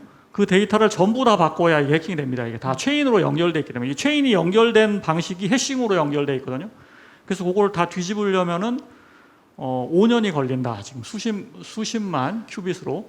그러니까 사실은 쉽지가 않은데, 자기 이제 여기서 또 하나 또 더 어려운 점 뭐냐면은 그 블록체인에서는 51%의 전체 컴퓨팅 파워를 장악을 하면은 이걸 조작을 할 수가 있는데, 전 세계 양자 컴퓨터가 딱 한 대만 있으면 그 사람이 이걸 장악을 할 수가 있는데, 양자 컴퓨터 한 대가 또 뛰어들어가지고 이 게임에 들어가면 그게 되지가 않거든요. 서로 조작을 하기 때문에 한쪽에서 또 이걸 못하게 되는 문제가 있고, 원래 이제 블록체인에서 노드는 등록이 다 되어 있어요. 그런데 한 90여 개 정도는 언노운, 그러니까 어떤 노드가 지금 블록체인 네트워크에 참여하고 있는지 알 수가 없기 때문에 그 언노운 노드 쪽으로 진입을 할 경우 사실상 이제 알 수가 없기 때문에, 이게 그때 가봐야 알겠지만 또 천재가 나타나서 한 번에 이 전체 컴퓨팅 파워의 51%를 장악하는 사람이 나오면은 뭐 깨질 수는 있겠는데, 현재 지금 그 블록체인 하는 분들의 계산으로는 거의 그런 일이 없을 것이고, 혹시 그런 일이 생기면은 혹시 들어보셨나요? 이제 이더리움이라고 하는 그 비트코인 다음으로 유명한 블록체인이 있는데,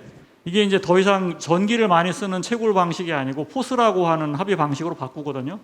전기를 안 쓰고 그냥 지분을 가지고 있는, 그러니까 돈을 32이더를 갖고 있는 사람 중에 랜덤하게 이제 나눠주는 그런 방식으로 바뀌게 되듯이, 그걸 이제 하드 포크라고 체계를 한 번에 확 바꾸는 겁니다.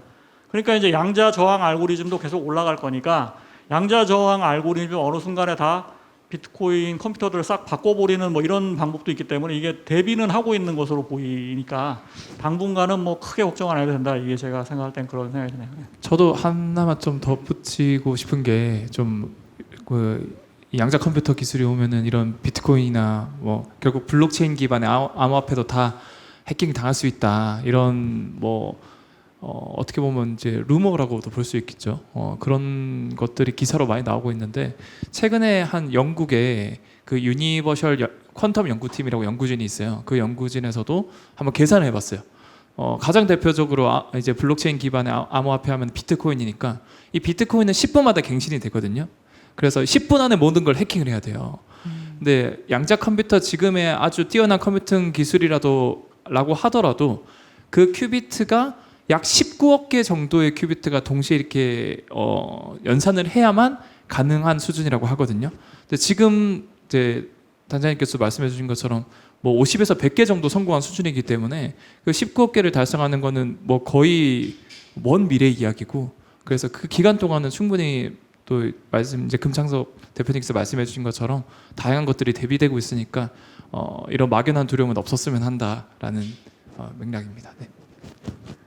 네, 감사합니다. 저희들 양자 컴퓨터가 상용화가 되면 우리 개인정보, 우리 국가정보 이런 거 위험해지는 거 아니야? 라는 막연한 걱정이 있었는데요. 그렇게 걱정하지 않아도 될 것 같습니다. 석재균님 마지막으로. 네, 그 양자 기술의 발전이 보안의 위험을 야기하는가? 사실 야기한다라고 이제 이론적으로 다들 이제 말씀이 되고 있고 실제로 그런 위협을 현장에서 다 느끼고 있습니다. 또 해결책은 있는가? 그 해결책을 하기 위해서 양자 암호 통신이라는 그런 기술들이 나왔습니다. 그래서 그 기술적으로 보게 되면 이런 양자 전반적인 기술에서도 양자 통신이 있고 이거 양자 통신에서도 또 양자 암호 통신 이런 부분을 좀 세부적으로 나눠주고 있습니다. 그 양자 암호 분야에서도 이렇게 디펜스하는 기술을 한 두 가지로 나눠서 보고 있는데요. 그 QKD 기술과 PQC 기술로 좀 나누고 있습니다. 앞서 단장님께서 앞서 말씀해주신 미국의 니스트에서 표준으로 만들고 있는 것은 PQC 기술이고요. 이런 것들은 수학자들이 암호를 좀 더 안전하게 만드는 방법론을 이제 구현하고 있고요. 또한 다른 방법으로 키를 안전하게 전달하는 방법으로 또한 QKD 기술들이 있습니다. 이러한 것들이 이제 궁극적으로 양자 컴퓨터의 출현으로 발생하는 위협을 디펜스할 수 있을 거다라고 하는데 그렇게 되려면 이 각 기술들이 구현이 되고 잘 돌아가야지 이제 이 완성이 되는데요. QKD 기술도 완성해 나가는 단계까지 상당히 어려움이 있습니다. 기본적으로는 QKD 기술은 그 다크5 통신망을 또 활용하기 때문에 기술적으로 상당히 비싼 기술입니다. 그런 것들을 실용적으로 또 구현하기 위해서 또 뭐 CVQKD나 또 다른 또 기술들이 파생적으로 계속 개발되고 있고 그리고 PQC 기술도 지금 뭐 내년에는 니스트에서 표준을 복수계의 후보군을 만들겠다라고 했지만 그러한 것들이 궁극적으로 또 깨질 염려가 있어서 또 디펜스하는 과정 또 거쳐 나갈 겁니다. 그래서 이러한 그 공격과 방어가 계속되고 있지만 나름대로 해결책은 두 개의 기술군으로 나가고 있다라는 것을 좀 말씀드립니다. 네, 명확한 첨언 감사드립니다. 저희 이제 지금 토론이 굉장히 뜨거워지고 있는데 플로어에서도 양자 기술에 대한 굉장히 많은 궁금증이 있으실 것 같아요. 그래서 일단은 여기 참석해 주신 분들께 마이크를 넘기겠습니다. ATN 뉴스의 이기종 국장이라고 합니다. 발표자분 등 토론에 참여하신 좋은 분들이 있는데 지리상 선택과 집중이 필요해서 박성수 단장님께 여쭤보겠습니다. 최근에 과기정통 장관이 표준형 가서 50개의 큐비트를 만든다고 했습니다. 그 뜻은 표준년에서 개발하고 있는 초전도를 기반으로 만든다고 얘기를 할 수 있겠지요. 그렇다면 앞서서 지금 박 단장님께 말씀하신 애트리에서 만들고 있는 초전도와 다른 광양자와 관련해서 비교 설명이 추가로 필요할 것 같습니다. 다시 여쭤보면 표준년에서 지금 약 3개에서 5개, 제가 2019년도 전역 박사를 봤을 때는 3개 정도 만들 수 있다고 했습니다. 그 외에는 뭐 코로나19 때문에 방문하지 못했기 때문에 3개에서 5개를 설정하고 그러면 애트리가 지금 현재 개발 중이라면 표준형과 비교해서 어느 정도 개발 능력이 갖고 있는지 추가 설명을 부탁드리겠습니다. 표준년 쪽에서는 오랫동안 초전도 관련돼서 이제 그 연구들을 했습니다. 그래서 큐빗을 만드는 기술도 굉장히 앞서 있고 잘 하고 있습니다. 그래서 뭐 최종 고울인 50개 큐빗까지 뭐 갈 수 있을 거라고 보여지고요. 그 저희가 하고 있는 거는 따로 하기는 합니다만 표준년만큼 그렇게 잘하진 못합니다.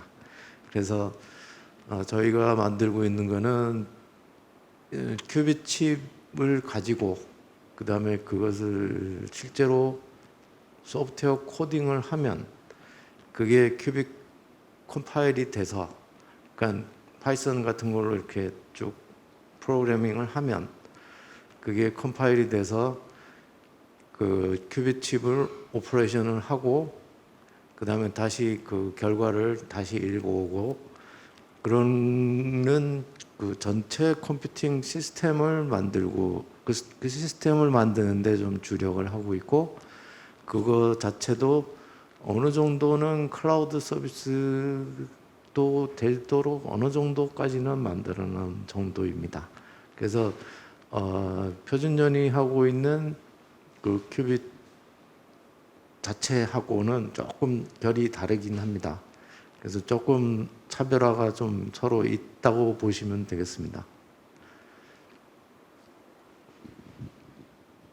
네, 질문에 답변이 되셨나요?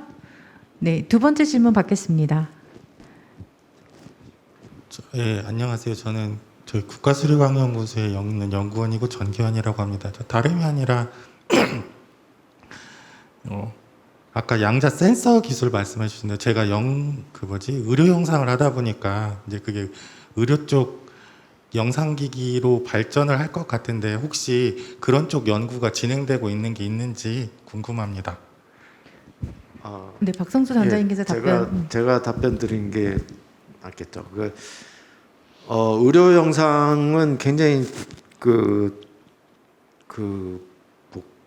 복잡한 기술들이 이제 사용이 되고 있고, 그다음에 이제 아까 말씀드린 양자 MRI 뭐 이런 거를 말씀을 드렸는데, 지금 만들어져 있는 MRI는 뭐 실제로 이런 사람 전체를 뭐 이렇게 하는 건 아니고, 굉장히 이렇게 부분적으로 할 수 있는, 왜냐하면 굉장히 그 센서 자체도 굉장히 작고 부분적으로 할 수 있게 돼 있어서 그런 점에서 조금 결이 다르긴 합니다. 근데 이제 그게 큰 이렇게 어떤 사람이라든지 또는 뭐 동물이라든지 그런 쪽의 응용이 어떻게 가능할 건가, 거기에 대해서는 조금 더 고민을 해봐야 되는 상황이고요. MRI 같은 경우는 그런 거고, 그 다음에 아까 그 양자 자기 센서의 경우는 그 심자도라든지 뇌자도 같은 것들을 할 때 이 스키드는 초전도라서 이제 뒤에 쿨러가 뒤에 붙어야 돼서 굉장히 클 수밖에 없는데, 이 양자적인 방법으로 하게 되면 다른 스키드도 뭐 양자가 아니라는 건 아니지만은 지금 하려는 그런 방법으로 하면 쿨러가 필요가 없습니다.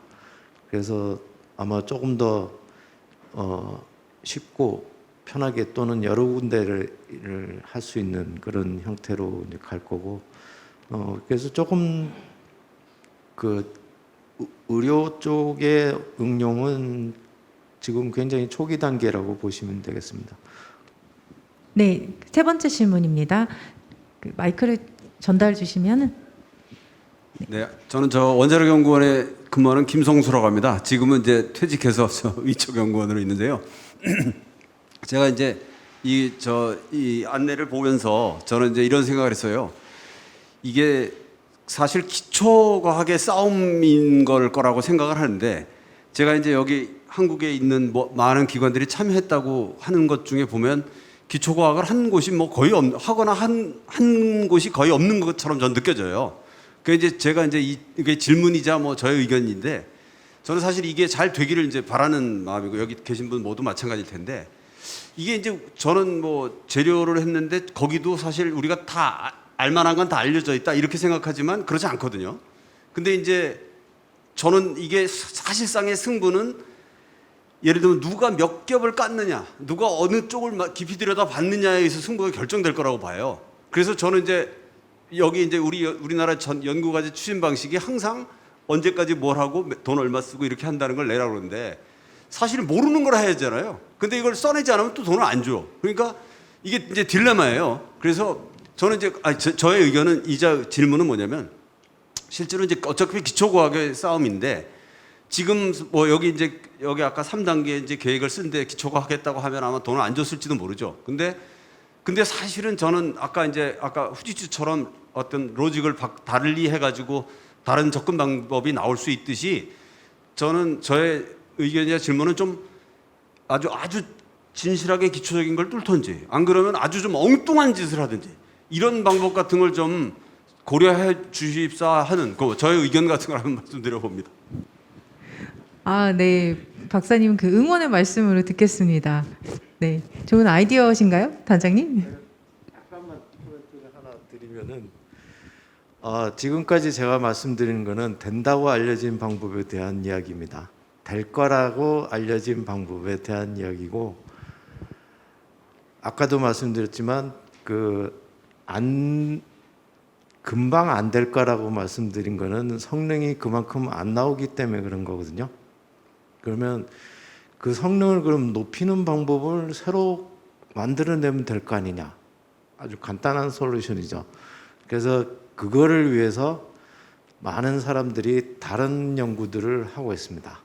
다른 형태의 큐빗들을 만들어내고 있습니다. 근데 그것들이 잘 되면, 예를 들어 지금까지 만들어져 있는 것들은 에러율이 0.1%입니다. 근데 실제로 디지털 로직들은 에러율이 그보다 훨씬 낮죠. 뭐 0.000001 뭐 이 정도로 낮죠. 그러면은 그래서 이제 계산을 하면 뭐 지금도 글리치가 생기고 뭐가 막 이상한 게 생기고 하지만은, 디지털 컴퓨터가 계산한 거 계산 틀린 거 보신 적 있어요? 저는 봤는데 틀립니다. 틀리는데 대부분의 경우는 안 틀리죠. 그렇지만 그 정도는 돼야지 이제 쓴다는 건데, 양자 컴퓨터도 마찬가지입니다. 그 정도로 되게 하기 위해서 많은 사람들이 다른 방법으로도 많이 연구들을 하고 있습니다. 그래서 한국에서도 그런 거를 하시는 분들이 있습니다. 그래서 지금 말씀드린 거는 되는 것들을 말씀드린 거고요. 그런 정도. 네, 감사합니다. 손을 들어주셨는데 제가 부탁 하나만 드릴게요. 지금 박성수 선생님께 너무 힘드실 것 같아요. 그래서 지금 정말 귀한 시간 내셔가지고 최고 전문가들 모셨는데, 혹시 다른 분들께 혹시 질문 있으시면 질문해 주시면 감사하겠습니다. 저 잠깐만 덧붙이자면, 사실 한국에서도 전혀 다른 결의 연구를 하시는 분도 발표 통해서 저도 들었거든요. 그래서 기존에 거의 어떻게 보면은 뭐 기본 조건이라고 생각을 했던 그런 이제 초저온 영하 273도까지 떨어뜨려야 이게 어떻게 보면은 그 결 보존이라 하죠. 그게 돼서 이제 양자 컴퓨터가 돌아가는데, 그거에 이제 어떻게 보면은 개념을 뒤바꿔서 키스트에서는 다이아몬드를 이용해서 상온에서도 돌아갈 수 있는 그런 전혀 패러다임을 바꾼 그런 형태의 양자 컴퓨터도 하고 있다고 알고 있거든요. 그래서 어떻게 보면은 이렇게 질문 주신 분의 내용을 봤을 때 저는 정말 좋은 질문이고 옳은 방향이라고 생각을 하면서도, 한국에서도 나름 이렇게 획기적인 방법들을 연구하기 위해서 다양한 시도를 하고 있다라는 것도 알려드리고 싶습니다. 네, 그 다음 질문 지금 손 들어주신 분께 마이크 드리겠습니다. 좋은 강연 감사합니다. 저 선박 해안플랜트 연구소에서 근무하고 있는 김건우입니다.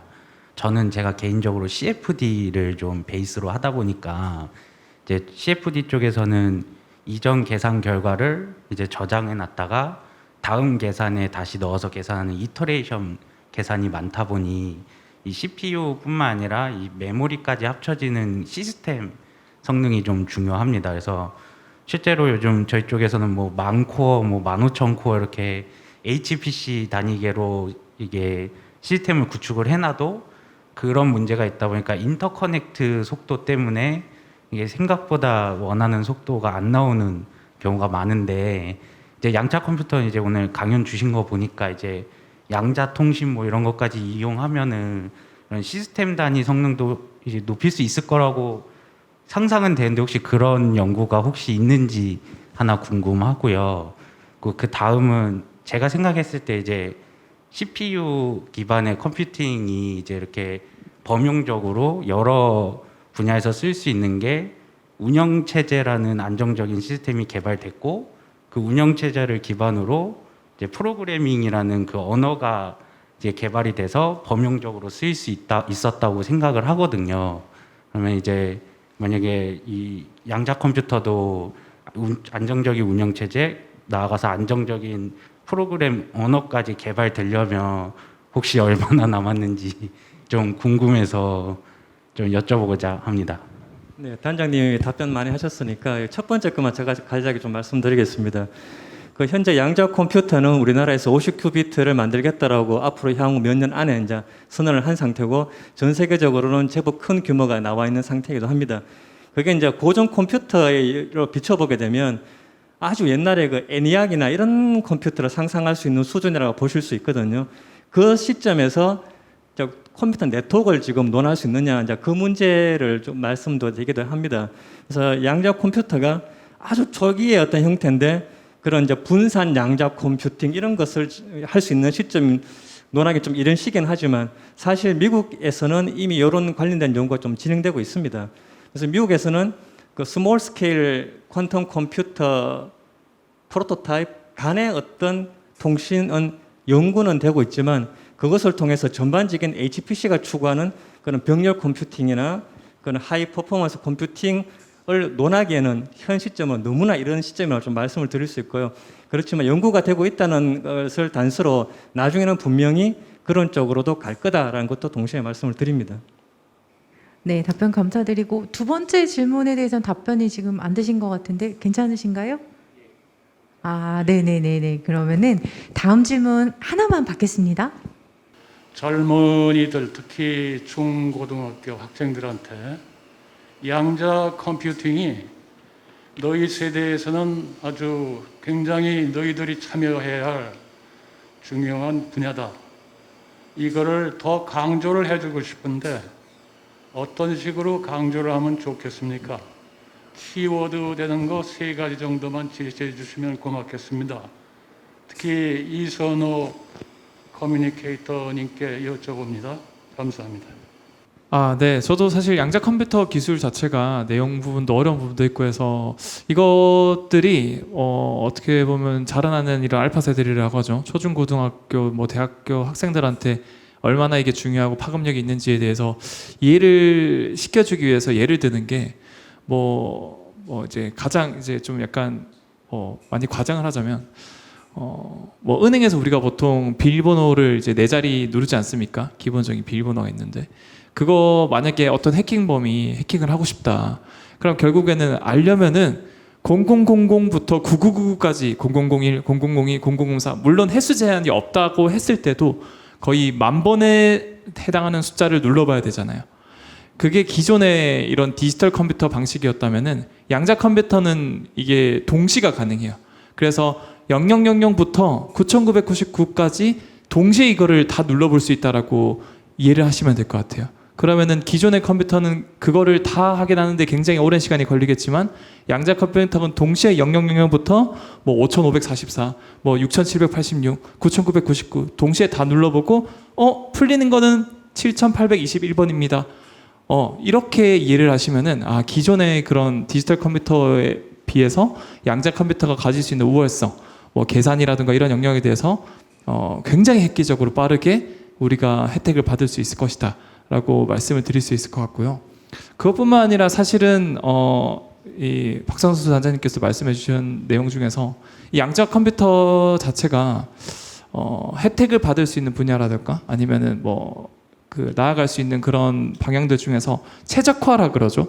그래서 최적화하면은 저는 사실 오늘도 서울에서 이렇게 차 타고 오는데 길이 되게 많이 막혔거든요. 이걸로 좀 길 안 막히게 할 수 있는 이런 것 좀 없을까. 내비게이션 이런 데 써가지고 최적화로 진짜 뭐 샛길이라든가 이렇게 안내해줘서 거기서 최적화라고 하지만 지금 가면은 항상 막히거든요. 그래서 항상 저는 보면서 고속도로는 어디든 이렇게 막히면 제일 앞에 차는 뭐 하고 있을까. 나름 이것도 난제로 알려져 있거든요. 수학자들 사이에서, 과학자들 사이에서. 그런 부분도 차가 안 막힐 수 있는 방법 이런 것들도 양자 컴퓨터 기술을 통해서 해결할 수 있지 않을까라고 말씀을 전해드릴 수 있을 것 같습니다. 네. 네, 그 엑소님 감사드리고요. 저희 시간이 많이 지났지만 딱 한 분께만 마이크를 더 드리고 싶은데 그 앞에 지금 학생분께서 이제 질문을 주셨어요. 네, 감사합니다. 저는 광운대학교 학부생입니다.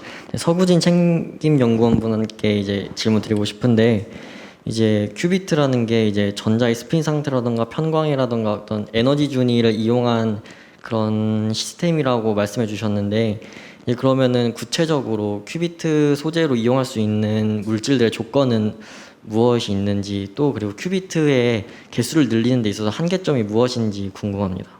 네, 일단 저한테 질문 주셔서 감사합니다. 근데 제가 좀 답변 드리긴 좀 어렵고 단장님께서 답변을 해줄 수 있는 분야인 것 같습니다. 제가 질문을 넘기겠습니다. 그 양자 현상을 다룬다는 거는 굉장히 어려운 일입니다. 양자 현상이 뭐냐면은 아까 중첩, 얽힘 그런 겁니다. 그래서 그 생각을 해보시면 그 뭐 슈레딩거 고양이 얘기를 할 필요도 없이 어떤 물체가 이렇게도 됐다, 이렇게도 됐다, 뭐 보기에 따라서 다르다. 그런 시스템이 그런 것들이 없죠. 우리가 보는 이런 환경에서는. 그리고 얽힘이라는 게 굉장히 어려운 문제이고 이 그동안 얽힘 가지고 박사학위를 받으신 분이 한 수백 명은 될 겁니다. 그 정도로 어려운 문제인데 예를 들면 이런 두 개의 물체가 있는데 이 물체를 여기 바로 옆에 있을 때는 하나가 이런 성질이면 다른 하나는 뭐 반대적인 성질이 얽힘이라고 일단 이해를 하시면 되는데 쉽게 그 상관관계가 있다는 뜻인데 이게 가까이 있어야 되지 않겠어요? 가까이 있으면은 이렇게 서로 영향을 미쳐서 이렇게 되겠죠. 그럼 멀리 떨어져 있으면 그게 될 거냐? 안 될 거라고 생각하는 게 일반적인 그 생각이죠. 멀리 떨어져 있으면 안 돼.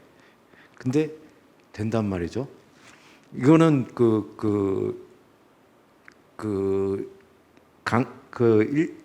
보통 사람들이 생각을 했을 때 이해할 수 없는 현상들이고 그런 것들을 실제 그런 것들을 만들어낸다는 건 굉장히 어려운 일입니다.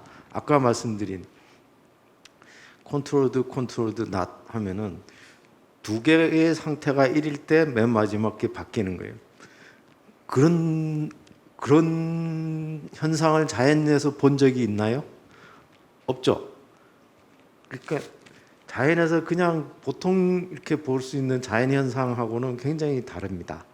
그러다 보니까 이제 만들기도 어렵고 그 숫자도 늘리기도 어렵고 숫자를 늘리는 게 어려운 게 왜 어렵냐면 컨트롤을 못 해요.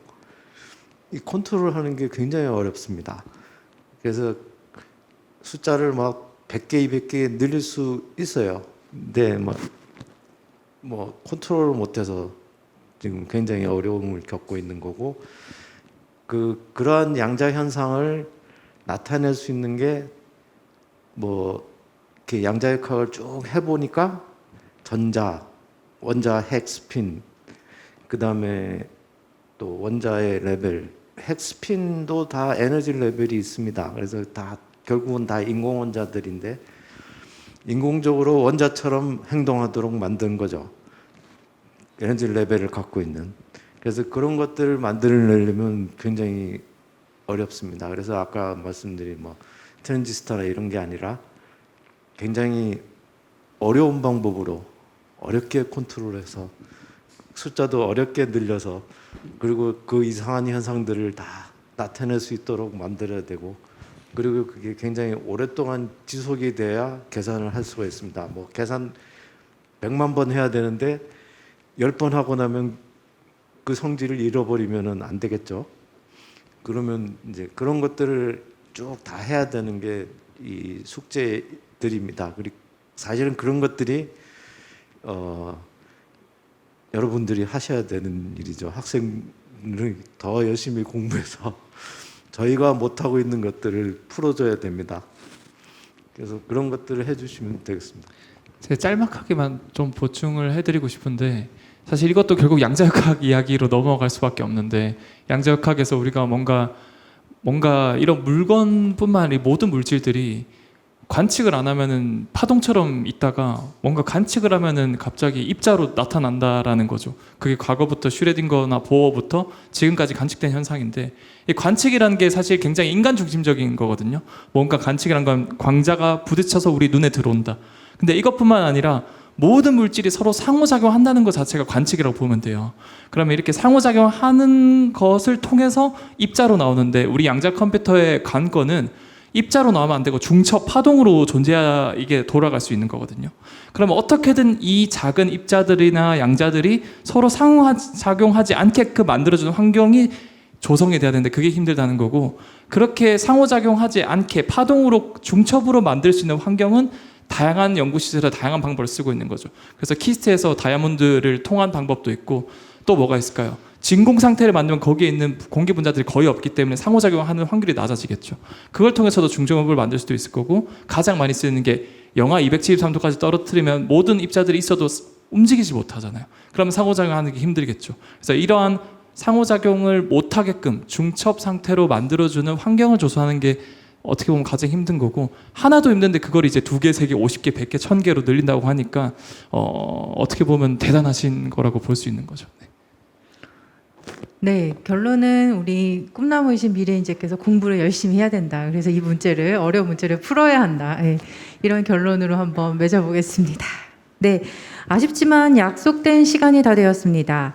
참여해주신 발제자와 패널분들께 오늘 프로그램에 참여하신 소감 또는 마무리 멘트 간단하게 부탁드릴게요. 그 박 단장님께서 굉장히 말씀 많이 해주셨어요. 이번에 이선호 커뮤니케이터님께서 이렇게 이제 그 앉은 자리 순서대로 한번 부탁드리겠습니다. 네, 일단 저는 나름 양자 컴퓨터를 많이 공부하면서 느꼈던 게, 한국이 후발주자긴 하지만 나름대로 이 퀄리티는 되게 높다라고 생각을 하고 있어요. 그래서 개수가 아직 많이 부족하긴 하지만 이 하나하나의 개수가, 아까 에러율이 많다고 했잖아요. 뭐 다른 나라에서는 뭐 100개 도달했다. 근데 알고 까보니까 에러율이 되게 높다. 근데 한국에서는 그런 에러율이 굉장히 낮은 걸로 알고 있거든요. 그래서 천리길도 한 걸음부터고 돌다리도 두드리고 건너는 것처럼 정말 꾸준히 열심히 잘 하고 계신 것 같고, 저 나름대로 저는 징검다리 역할로서 대중분들이 결국 이런 것들을 이해하고 관심을 가져야만 저는 이런 파이가 더 커지고, 결국 국회의원분들이나 이런 정치하시는 분들은 그 국민분들의 관심으로 그 표가 오기 때문에 그렇게 관심이 있다는 걸 인지하고 많은 투자가 이루어진다고 생각을 해요. 이게 현실일 수밖에 없기 때문에 저 나름대로 대중분들이 더 즐기고 관심을 가질 수 있게 이런 양자 컴퓨터 기술뿐만 아니라 과학 전반기에 특히 한국에서 훌륭한 과학자분들이 연구하고 있는 기술 분야에 대해서 쉽고 재밌게 전달해 드릴 수 있도록 노력하겠습니다. 오늘 너무 유익한 시간이었습니다. 네. 네, 김창섭 대표님. 예, 저는 뭐 오늘 전문가님들한테 이제 양자 컴퓨팅에 대해서 많이 듣고 생각해보는 아주 좋은 기회가 됐고, 저는 이제 과학 커뮤니케이터가 뭐 하는 사람인지 잘 몰랐는데 앉아보니까 그렇구나 하는 걸 알게 됐습니다. 예, 이게 통역이 필요할 정도로 일반 사람들이 알아듣기 어려운 점이 있는데, 아까 쉽게 설명해 주셨잖아요. 병렬하는 거를 그냥 순차적으로 하는 게 아니라 한 번에 하는 거라고 이렇게 딱 그러면 이제 그렇게 생각하고 보고, 또 근데 그걸 다루는 게 어렵다는 거는 또 단장님께서 설명을 해주셨고 그런 걸 알게 됐고요.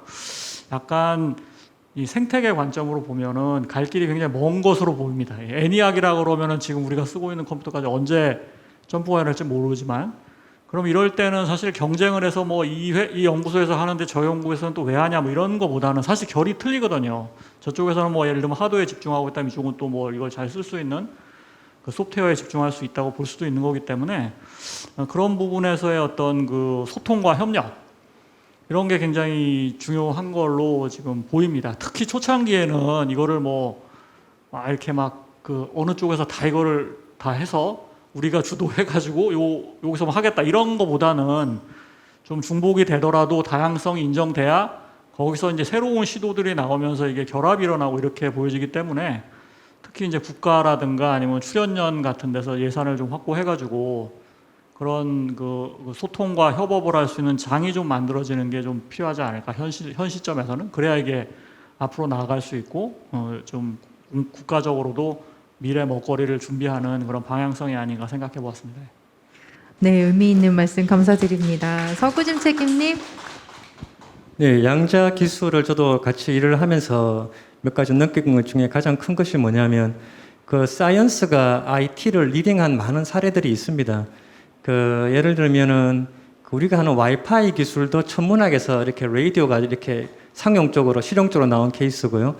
그리고 물리학자들 간의 어떤 정보를 교류하기 위해서 월드 와이드 웹이 나왔습니다. 그리고 뭐 데이터 HTTP도 거기서 나왔죠. 그래서 이런 어떤 사이언스를 하면서 생기는 리ኳ이어먼트나 어떤 그 요구 사항들이 거기 일반인들보다 10년, 20년 이상 먼저 선경험하는 경우가 상당히 많습니다. 양자 기술도 보면은 이런 기초과학부터 출발해서 지금 컴퓨터를 만드는 시기까지 넘어온 거거든요. 그래서 저는 이런 기술을 하면서 기초과학의 중요성을 다시 한번 느끼고 대덕 연구단지에 있는 많은 그 기초과학 하시는 연구자들 분이 보이지 않게 이런 양자 기술을 만들 때 태동에 많은 관여를 했지 않았을까 그런 생각을 하고요. 그러니까 IT를 하는 제 입장에서는 앞으로는 이런 학제 간 융합이 더 심해질 거고 기초과학에서의 어떤 연구들을 좀 더 재미있고 관심을 두면서 봐야 되겠다라는 생각을 했습니다. 네, 이상입니다. 네, 인상적인 말씀 감사드리고 마지막으로 박성수 단장님. 네. 네, 이 분야를 하면서 정말 어렵다. 그리고 해야 할 일이 너무 많다. 그리고 공부할 것도 많다. 그래서 되게 재밌습니다. 해보시면은 되게 재밌을 거예요. 그리고 엄청나게 어려운 수학은 아닙니다. 그렇지만 수학은 어느 정도는 해야 됩니다. 하지만 그런 것들을 해서 우리가 못 풀던 문제를 새롭게 풀 수 있다. 그런 것들을 하는 게 굉장히 재밌고 즐겁지 않습니까? 그래서 그런 것들을 다 같이 많은 그 연구들을 하고 많이 같이 한 방향으로, 그래서 이제 정부에서도 재작년까지만 해도 400억이 안 됐습니다. 근데 올해는 800억대가 됐고요. 내년에는 900억대의 그 연구비를 여기다 투입을 하고 있습니다. 그래서 굉장히 좋은 결과들이 앞으로도 계속 가면 갈수록 좋은 결과들이 나올 수 있을 걸로 기대가 됩니다. 네, 마지막으로 희망찬 메시지 주신 박성수 단장님 감사드립니다. 네, 박성수 단장님 비롯해서 패널분들 그리고 참여해주신 모든 분들께 다시 한번 감사드립니다. 다음 프로그램은 7월 27일입니다. 수요일 같은 시간 같은 장소에서 카이스트 전기 및 전자공학과 김용대 교수님 모시고 만물에 대한 해킹이라는 주제로 찾아뵙겠습니다. 포럼의 하이라이트 영상 국가과학기술인력개발원 연구자TV 공식 유튜브 채널에서 다시 보실 수 있고요. 그리고 나가실 때 간단한 디너박스 드립니다. 챙겨가시고, 그리고 주차권 같이 챙겨드리니 필요하신 분들 꼭 받아가시길 바라겠습니다. 그리고 포럼의 발전을 위해서 그 자리에 놓아드린 설문지는 꼭 작성 후 자리에 놓아주시기를 부탁을 드리겠습니다. 오랜 시간 수고하셨습니다. 감사합니다.